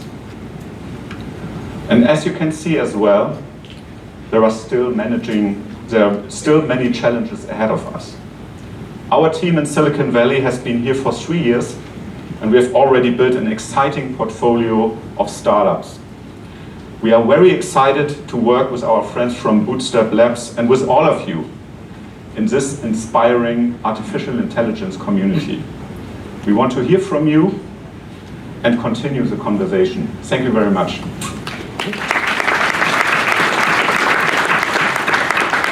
Thank you, Thomas. Much appreciated. My name is Stephen Camello. I am the director of the Sustainable Energy Initiative at Stanford Graduate School of Business. Part of my research looks at how energy companies are transitioning with the deployment of new general purpose technologies such as AI. I've had the opportunity to follow Innogy in its innovation journey over the past couple of years, and I remain quite impressed. Before we start the panel, I'd like to introduce Nikolai. A few words. Thank you. Well, I'm the founder, CEO of BootstrapLabs, and I usually, to give a short background, I'm that kid I learned how to program computers when I was 10 years old, and that led to how I made extra money. By 15, I built software in the 80s, and I never really went to university. I kind of dropped out into building software companies instead. So, long story short, I spent my life doing that. I crashed a few of them, succeeded with a few of them. And many years ago, I decided to go to the dark side of venture capital. And for me, that was a very simple, from sequential entrepreneurship to parallel entrepreneurship. So just the enjoyment of being able to work with some of the smartest people in the world to solve some of the most important problems. That's kind of what I do all day at BootstrapLabs with our amazing team. And just to kind of throw a little bit into it, a little bit more self-promotion for BootstrapLabs. So the reason we do this conference and our quarterly events is that we realized that building a large community around us, there are about 40,000 people in that community, and putting together like this, I think that's, and make sure the right people meet and ideas transpire out of that. I think that's the future of the industry we're in to drive innovation and a lot of exciting things to happen. So I'll leave it at that. Great, thanks. Thomas, you outlined a pretty compelling high-level vision. With respect to actual use cases or projects or companies that you've been working with. Can you take us through something or a few that you've been most excited about with respect to AI? Well, I mean, there are two very interesting fields in our sector where AI can really, really move the needle. First one is wherever you have, let's say, utility customer interactions, wherever you can make the life of customers more convenient, more safe, more reliable, and the other thing is the technical part, operating the grid. And starting with the latter, it's a sheer technical requirement. When we are deeply convinced that when we approach a value of, let's say, 50-60% of renewables in the grid, in high density grids in Europe, for example, which is not a crazy vision anymore, which will happen in 5 to 10 years. This grid cannot be operated anymore with the means we have in place right now. So what we need is continuous interaction, which manage to organize these bidirectional flows. So learning algorithms about customer habits, about to avoid that when 3 Teslas charge at the same moment in a side road in a big city, the grid does not collapse. Artificial intelligence who knows when the people come and leave and when they need their car recharged, and who can predict weather conditions and know when recharging should happen or when power should be sold to the exchange. That is a system which is absolutely not manageable anymore by humans. You need micro-algorithms, you need autonomously acting devices which are which take economic decisions autonomously without human interaction. That is something where you need these artificial intelligence algorithms to make that happen. And Nikolai, at BootstrapLabs, you essentially look at a broad spectrum or portfolio of domains, and energy is now one of them, and it's growing. Yeah. What was salient about energy that decided that you decided then to actually have energy now become an energy partner? Yeah. Well, so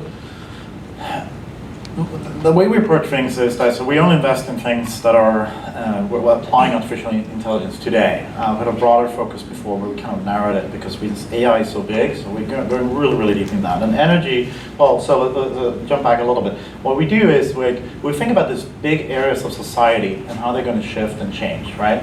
And what we also look for is really, this is kind of in the venture capital world. I don't want to sound like a pessimist, but we're looking for really big, painful problems, right? And there's a lot of pain. There's a lot of problems looming. That's really interesting to us. And to elaborate on that is like, that's the parts of society with big problems needs a lot of innovation to be solved, right? And I'm just going to throw in why that's important. Past 100 years, a lot of the reasons why the quality of living has gone up, and it's actually a tremendous journey, and that's a separate keynote. But it's driven by innovation and technology to a large extent, right? And this is no different. If you think about energy, it's an instrumental part of all of this. It's been, I'll just throw out there, well, I think you have the answers, but if we shut down the energy grid in San Francisco, how long it takes before the city reverts to something, a society we think we left behind a very long time ago, right? I'll let you give the number, but it's scaringly fast, right? I mean, there are some doomsday scenarios. How long will civilization sustain when power dropped? And we are talking about hours, not about days. Right. So think about this. It's not just I can't charge my iPhone. Let's think about civil unrest, right? So the way I look at this from our perspective is that we have this giant looming problem, and why it's a big problem. And Thomas, alluded to some of those things. Our behavioral patterns, how we consume energy, is changing dramatically. Not just the level of consumption, but how we do it. And the Tesla example, I love that because a lot of people don't realize that one charge cycle of a Tesla for like 7-8 hours, whatever it is, a full cycle, draws as much power as a large 4 or 5 bedroom home does in 3 days, right? So when you hit that at that short period of time, that creates a lot of issues. And the grid is not even designed because that kind of industrial draw of power, quote unquote, didn't used to happen in homes, right? We can keep going. The distribution of the grid, we boil this all down. Well, and as Thomas said, these are problems so complex that's beyond human capabilities. I remember Moth when I was young. I was actually asked to go work, help develop software when I was 19 with an energy company that later was acquired by Aeon, right? And I was intrigued because never heard about it. We'll talk about it later. But I was intrigued because they had massive computers and really interesting problems to solve. That was back then, right? Now it's way beyond that, right? So I think the flip side of this is if we do fix all of this, we have the opportunity to actually go to this highly distributed, resilient, self-healing, and very renewable with solar panels, wind, and everything, right? So again, why I'm excited? It's a painful problem that I think needs AI for our society to keep thriving. That's the short version. So thinking about where the opportunities may lie with the grid, and where Energy may be interested, or what solutions that perhaps entrepreneurs in the greater community may be interested in, and thinking about the decentralized question, is the opportunity at the edge of the grid or at the hub of the grid, if a hub still exists? Yeah, that's a rather philosophical question. I think it starts at the edge. But we have to make ourselves aware how the end game will look like. Yeah? The end game is the complete abolishment of an old central production and distribution architecture to an interlinked decentral generation and consumption structure. So all the energy will be generated decentrally in the swarm and will be also consumed in the swarm. So to come spot on to your with an answer to your question, as always, the innovations start at the edge, but at the end of the day, they will land in what is future the core, and the core is the cloud of energy. Yeah. There won't be a spider in the web where everything comes together. It will be a network of interlinked, interacting devices, from a dishwasher to a solar panel to a smart meter to an electric vehicle, which needs to self-optimize in the micro dimension, right?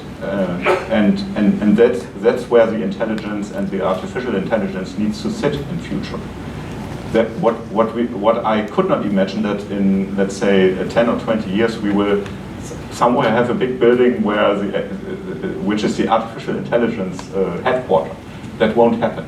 You find it in every microchip, in every device, decentrally deployed. Right? So is it fair to say then, you're starting at the grid's edge, but it also sounds that, from your introduction, Energy was a spin-off or a carve-out from RWE, which existed for 100 years. So essentially, you're starting at the physical grid edge, but you're also scaling at the edge of the organization.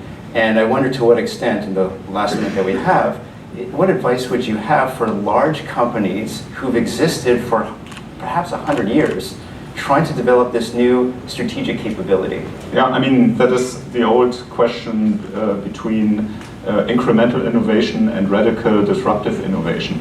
I'm deeply convinced, and I have a lot of people who do not share my opinion, even in the own company, but I'm deeply convinced that the transformation which lies ahead of us in the energy sector is so massive, so disruptive, that I can hardly imagine that it will be managed from inside. The challenge is so high that we will need, and that is essential for survival. We need to let the innovations emerge at the edge of the organization. We need people who are up for disruption, and but also we need people in the corporates who shield and protect the innovators from the bear hug of the organization. That is extremely important. Right. So then open innovation is your friend. You have the last word for 5 seconds. So I would just add to, I think we'll see the most innovation in the hub and or in the edge of intelligence, but I think the hub is going to be crucial for the edge to be intelligent. So we have our Teslas and devices, whatever it is, they're going to actually intelligently figure out when and how to draw power. Maybe cheaper to do it off-peak or whatever it is, right? To build this whole ecosystem to talk to each other. The hub's going to be crucial, but it's going to be driven from the grassroots edge, I think. We're going to have to end it there. Let's thank our panelists.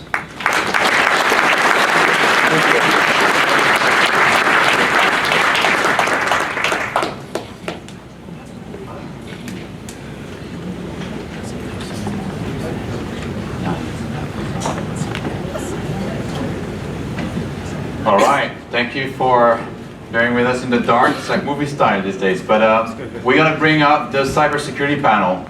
And after talking about critical infrastructure, I know AI is going to impact the energy markets and becoming too complex for humans to even comprehend.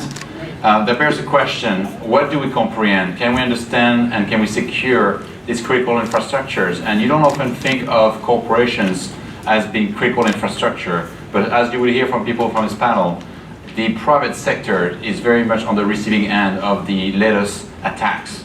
And that impacts us all, and sometimes with dire consequences. And so there are people that are fighting these battles, day in and day out, and actually see not the tip of the iceberg, which is what we are just afforded to see, but see beyond that. And so without any further ado, please welcome our cybersecurity panel.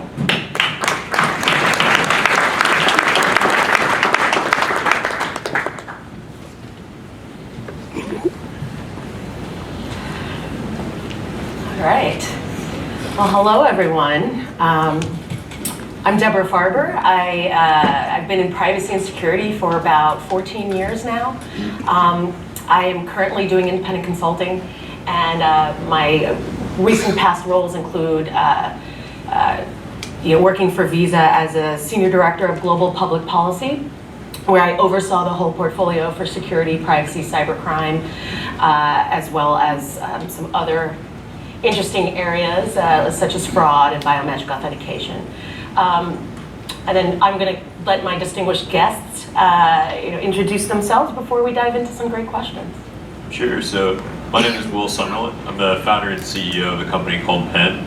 We're a bootstrap portfolio company focused on creating a new way to identify and authenticate individuals. Very much focused on leveraging data that's already coming from devices to do things like behavioral biometrics, the speed that you type, how you hold your device, how much pressure you apply. Combine that with more kind of traditional modalities, things like facial recognition, palm recognition, and make the whole experience of proving you are much more frictionless, but exponentially more secure. I'm Chris Mers. I work at MasterCard. I'm a data scientist, leading a team of data scientists in product development for security and decision products. So as the tens of millions of transactions that go through our platform every day in real time, each one of them is touched by at least one of our systems. My background in machine learning goes back 30 years, and in fraud about a dozen. Hi, my name is Sean Canuck. I currently lead a global cybersecurity and future conflict program at the International Institute for Strategic Studies. That's a think tank. I also advise some startups and venture funds in this area. But for purposes of this conversation, I think my relevant background is I led cyber threat analysis for the United States intelligence community from 2011 to 2016. Great, thank you, everyone. I'm really excited to talk about our distinguished panel today because, as you can tell, I mean, they just have such interesting backgrounds. And over the last few years, we've seen many security vendors incorporate AI and machine learning to detect threats, right? But more recently, there's more solutions that have emerged that also thwart and prevent those attacks in the first place.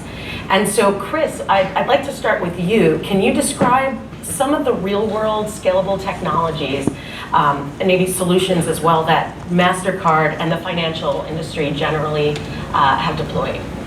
Sure. At MasterCard, we're interested in securing the entire transaction life cycle. So that goes from now card not present, the actual engagement with the device, with the merchant, and authentication, as well as into authorization, the actual decision that gets made each time you swipe or dip your card. And to that end, we have systems that focus on either micro or macro fraud. At the macro fraud level, we're interested in finding attacks. And to that end, we apply some adaptive anomaly detection algorithms that look for things like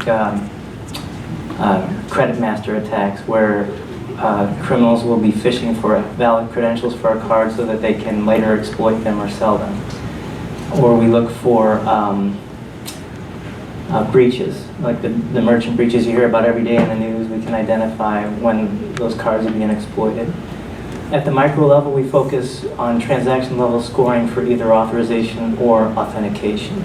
And in the first case, it's something we've been doing for a decade, applying AI for the typical fraud scoring problem for authorization. And we recently branched out into authentication, where we have technologies for either regular biometrics, facial, voice, fingerprint, as well as passive behavioral biometrics like we'll talk about, as well as a new area of risk-based authentication, or an emerging area anyway, where you can make a probabilistic decision based on other things like previous customer behavior and other contexts of the transaction.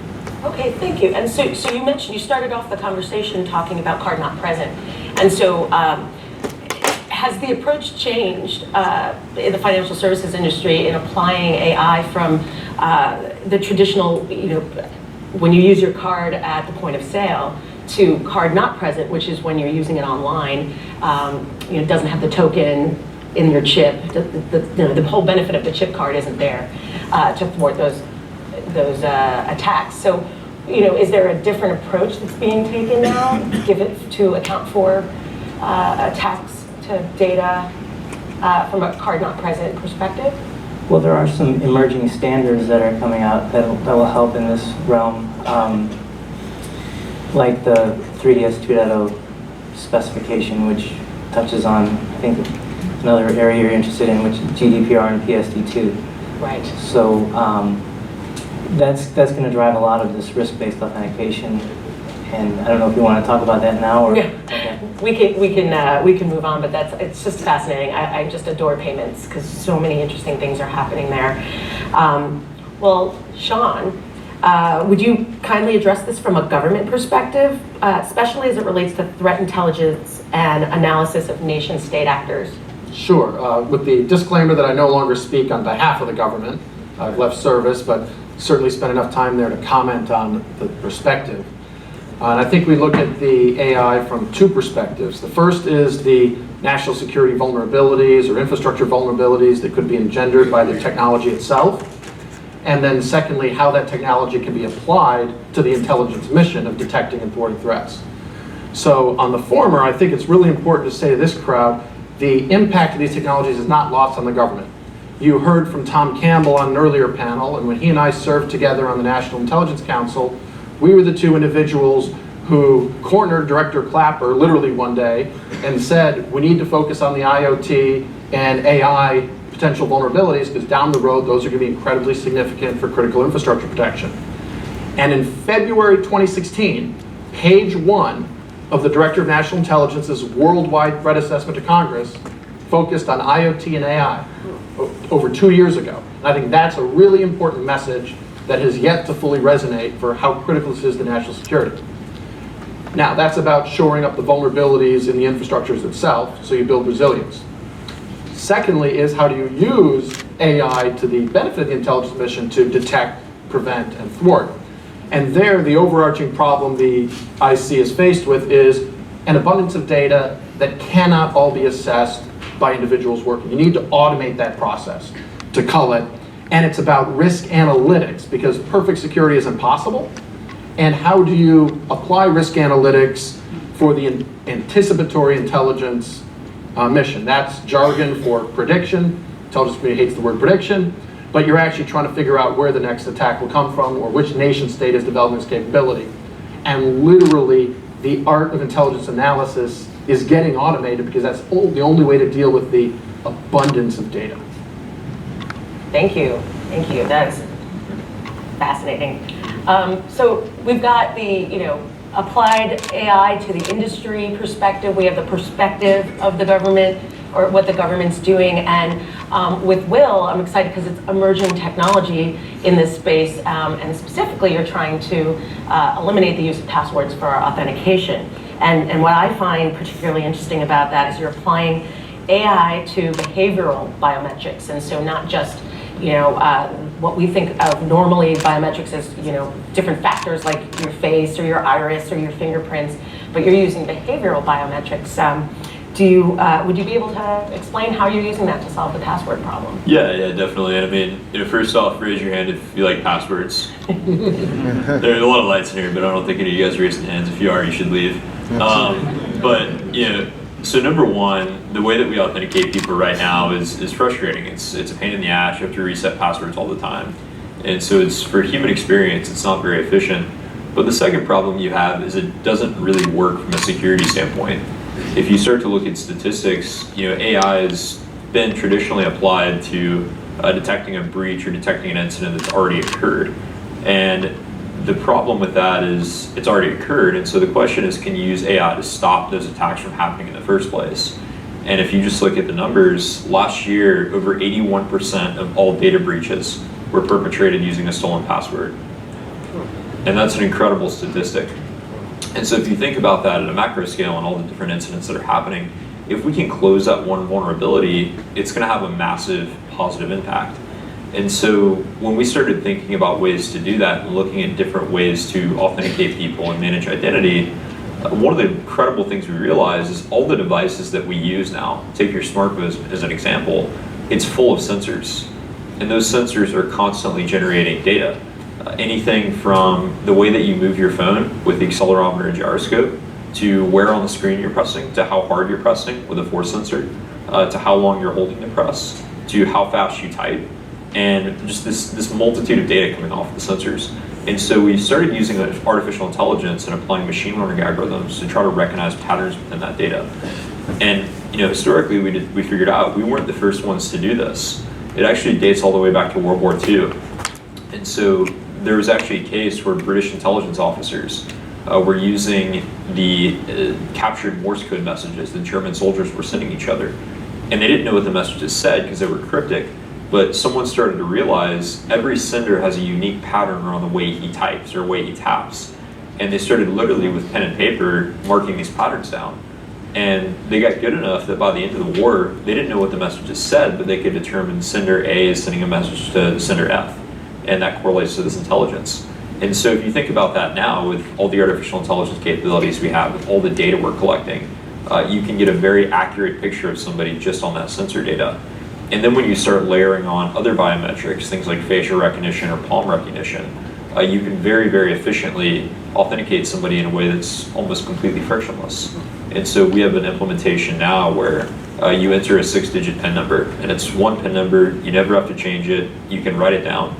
But that PIN number is actually stronger from a cryptographic standpoint than a 6,000 character password because of all that additional data we're evaluating. And so I know this is applied to a lot of different areas. I know MasterCard is doing a lot with this. It's a really exciting technology, and I think we'll see it more and more over the next few years. It's a great story that I had never heard before, and it makes it really relatable. I also think we're seeing a lot of the similar types of, you can behaviorally know that in the intelligence community, right, that it's one threat actor versus another, but still not know who they are. So even that is rings true today. Fascinating.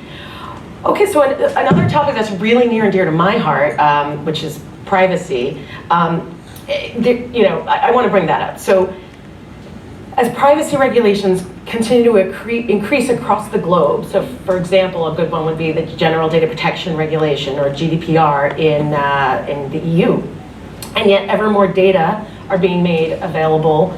How can AI be used to improve customer authentication without increasing the friction? And Chris, would you mind starting the conversation off with an answer? Sure. I mentioned before that there's a new standard for communicating information about a card not present transaction called 3D Secure 2.0. And that was in conjunction with these new standards for privacy and data sharing, the GDPR and PSD2. And what that does is it modernizes the previous 3D Secure approach, which was very clunky and had a lot of password friction, and nobody liked it. It modernized it to work on mobile devices and handle in-app purchases, things like that. What it allows for is sharing information, so whoever's in charge of actually making the authentication decision can have some context on the transaction. And that falls into a few categories like payer information, payee information, and then the environment that they're working in. On the payer side, there could be anchors like shipping address, billing address, email address, phone number, and so on. On the payee side, there are various aspects of the merchant. And then in the environment, there's aspects of the device, the browser, the IP address, and so on. And what you can do with that is make an informed decision that doesn't always require friction. So the goal is to make intelligent friction and minimize the number of times that someone actually has to do a step up with a fingerprint or an actual password. And is that based on risk level? Or? Yeah. So you can do a risk-based authentication by assessing what's in the context of the transaction, the information coming, and the history of how a particular cardholder has behaved before. And if you feel comfortable enough, you can actually do an implied step-up or frictionless authentication and allow the transaction to proceed without this. And it uses some of the same stuff that Will's talking about as well. Great, thanks. Sean, do you have anything to add to that? Yeah, and let me start by taking a slightly different tack. From an intelligence or government perspective, we would use the term identity intelligence as a concept rather than authentication. Authentication is a transactional process. And if you think about it, biometric authentication has the sampling side where you have this physical interface of the factors that Will has talked about. But at the end of the day, that's not stored analog, it's stored digitally, and it's in a data set that you query from time to time to match, to see if someone should be on a whitelist, a blacklist, or is not a person of interest for either access or lack of access. What that means is all biometric puzzles actually turn into cybersecurity issues in a database, meaning traditional information security. If I can add someone to the whitelist, it means they'll get access to your facility when they're queried. And if I can add someone to a watch list, it means they're not going to be able to board the plane even if they've never done anything wrong. So as an intelligence officer, I actually reduce most biometric problems to the back end because it's probably going to be much easier for me to hire someone to put a thumb drive or some other kind of social engineered or supply chain activity into your database than to try to change Will's pattern of speech, his retina, or fingerprints or something like that.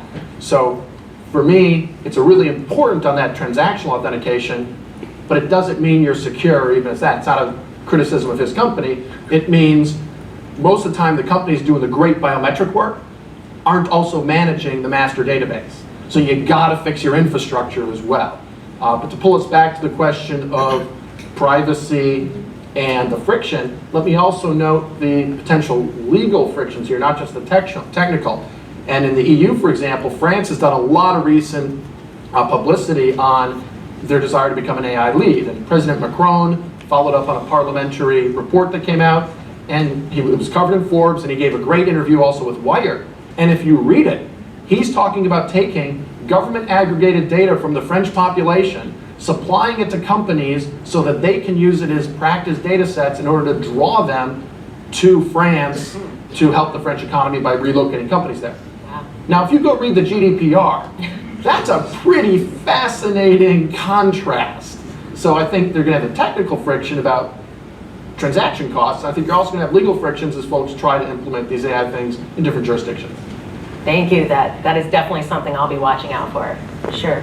Also rewatching Alias, the series. So it's just listening to you talk about the government and how some of this plays out and what they'd like to do. It just makes me think an infrastructure. How do we separate what's real and practical today from the hype? And so that brings me to my next question of, I'm confident that there's some of you that are here today that might be also attending the RSA Security Conference in San Francisco next week. And then as we're walking around the expo floor at RSA, we're going to see pretty much most security vendors using terms like AI, machine learning, and it's really hard to differentiate between one marketing speak and another. So I'm going to ask the team here, or the panel, can you advise our audience on how to cut through the hype? What are some tips?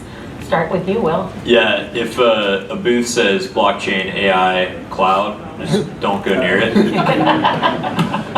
That's a pretty good rule of thumb. But no, it's a good question, and there's a ton of hype in security, and I think over the last few years we've seen this market get flooded, and it needs to be. There's a lot of problems to solve. Going back to Sean's point a minute ago, the challenge is when you start to piece together these little technologies to try to create a macro strategy, you leave a lot of gaps. And visualization is and identity in particular is if you have a mirror and you break the mirror, it's not going to give a really good picture of you, right? It's going to look distorted. You're just going to have these tiny little pieces. And one of the things we talk about a lot is this idea of the supply chain of identity. So from the moment somebody creates their identity and it rolls biometrics to when you need to validate that person's identity, how do you maintain integrity throughout that whole process? And not to go down a rabbit hole, but one of the examples I always give is my girlfriend set her fingerprint on my phone, not in a malicious way, but just like for whatever reason, and she bought something with it one day, like using Apple Pay. And I remember I was looking at my card and I was like, well, I didn't do that. I was like, what the hell? And turns out she did, but to Apple and to the credit card companies, that was me. But in reality, it wasn't me. So when you start using these types of technologies to give people access to, a customer database or, God forbid, some intelligence or something very sensitive, you need to know who that person really is. And that's from the moment you enroll it all the way to the database that you're using to capture that data. And so the other thing I would suggest when you're looking at these different technologies is think through the full process end to end and try to identify where the gaps are. Because a lot of technologies are really cool and exciting, but when you start to dig deeper and look at that full process, there's a lot of gaps. Thanks. What about you? I would say the most obvious first thing is start with the problem and not the solution. So if they're talking about that already, what problem are you really trying to solve? And it's good advice. When you get past that, then there's a few things that we've found in dealing with vendors. One of them is most people would agree that AI has some adaptive capability. So what is their adaptive capability and how does it impact you? So by that I mean, if their model is evolving or changing over time, is it doing it in an unsupervised way or a supervised way? If it's unsupervised, you can avoid some things like having to revisit model governance issues or load testing issues. And you don't have to wait for the signal to come back. Like our fraud signal comes after 90 days. It takes 90 days for us to for sure know every transaction's eventual fate. And if they do a model rebuild, then they have to go through the governance. So some companies are naive about how quickly you can change a model and that sort of thing. A second point would be around scalability, and do the models they produce that they claim are so great, are they actually deployable in your environment? Ours is real time. Our definition of real time is a little bit different than most. And what's the footprint of their model? How much information are they going to try and keep track of on every account? Is it really scalable? The third thing I would say, and I think this one's probably the most important, is what metrics are they talking about, and are they the ones you really care about? So I mentioned our fraud variable takes 90 days to mature. There are companies who get a hold of some data and they say, look, we built these great rules, but they didn't simulate when we actually found out when that fraud occurred, and they assumed that we knew it faster than we did. We could do that too if we could find out the next day that a transaction was fraudulent. And the other thing is, we care about very specific metrics, not just area under the curve. We care about a very specific part of the curve for fraud and a different one for authentication. And you want to simulate to get past all their hype. Are they really addressing the problems that you care about? Thank you for that. And Sean, do you have a quick one-liner there about tips? Just given that we have 2.5 minutes left. My observation of that is you're going to be seeing the sales and marketing teams in the exhibit hall, so ask yourself what is the real state of the art. I think Alex Holub earlier did a good job of separating the artificial intelligence concept from where we really are today, of machine learning and correlational inductive algorithms that can continuously be improving themselves, but you're not at human-style cognition or lateral contextual thinking. And if you want examples here, Watson doesn't know when it's playing Jeopardy versus when it's doing something for a corporation, for a corporate client. Or, for a historical example, I've heard great things about biometrics and facial recognition for over a decade, right? It was going to be the Big Brother society. Well, if you go back to the Boston Marathon bombing in 2013, or you go back to the Israeli assassination of a Hamas officer in a Dubai hotel in 2010, some of the press talked about how good the facial recognition qualities were, but at the end of the day, that was brute force humans who processed all the information to figure out what had happened, right? So put it in context. And then the other throwaway line I want to give is, this is a great conference, and I'm learning a lot, it's a great discussion, but we're talking about the securing side of it here. Remember, everything that's happening on the defensive and protective AI side, you have nation states and criminals out there developing countervailing algorithms, and I offer they may have been doing this before we all were, to compromise these systems and to hold each other's nation states and militaries at risk. So don't think you're playing against the weather or a non-sentient actor. You're playing against a competitor who actually probably had a head start on you.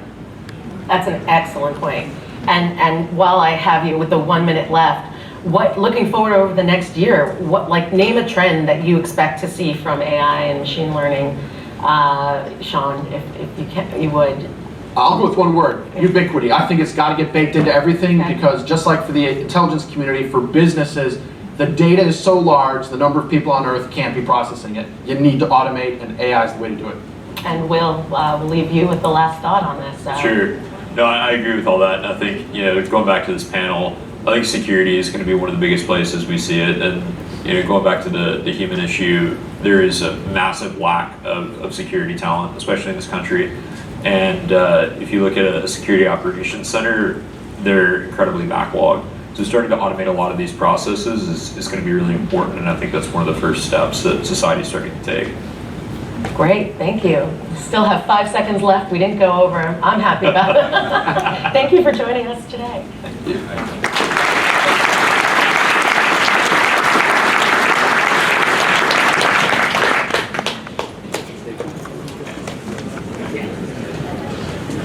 All right, is my mic on? Thank you so much, that was fun. All right, well, I hope that didn't scare you, but as you can see, serious actors out there, there's the good, the bad, and the ugly. And I think that's our role. As investors, we think a lot about security. We think cybersecurity actually is going to be massive in the next few years. We've been building everything we're doing today pretty much on unsecured infrastructure. And the internet was very safe to begin with. It was DARPA and a few university professors using it. It wasn't really intended for what it does today. So we've been improving that infrastructure, but seriously, there's going to be a lot more that needs to be done, as you can see. So it's time for lunch. Congratulations, you've made it through the morning. We actually have about an hour for break. So again, enjoy lunch boxes on the side here, and behind you have tables. We'll open the back as well, so you can hang out in the back, stretch your legs, and come back refreshed for the afternoon. It's been very exciting so far this morning at this course. I hope you're enjoying it. We'll have a lot more this afternoon. Thank you.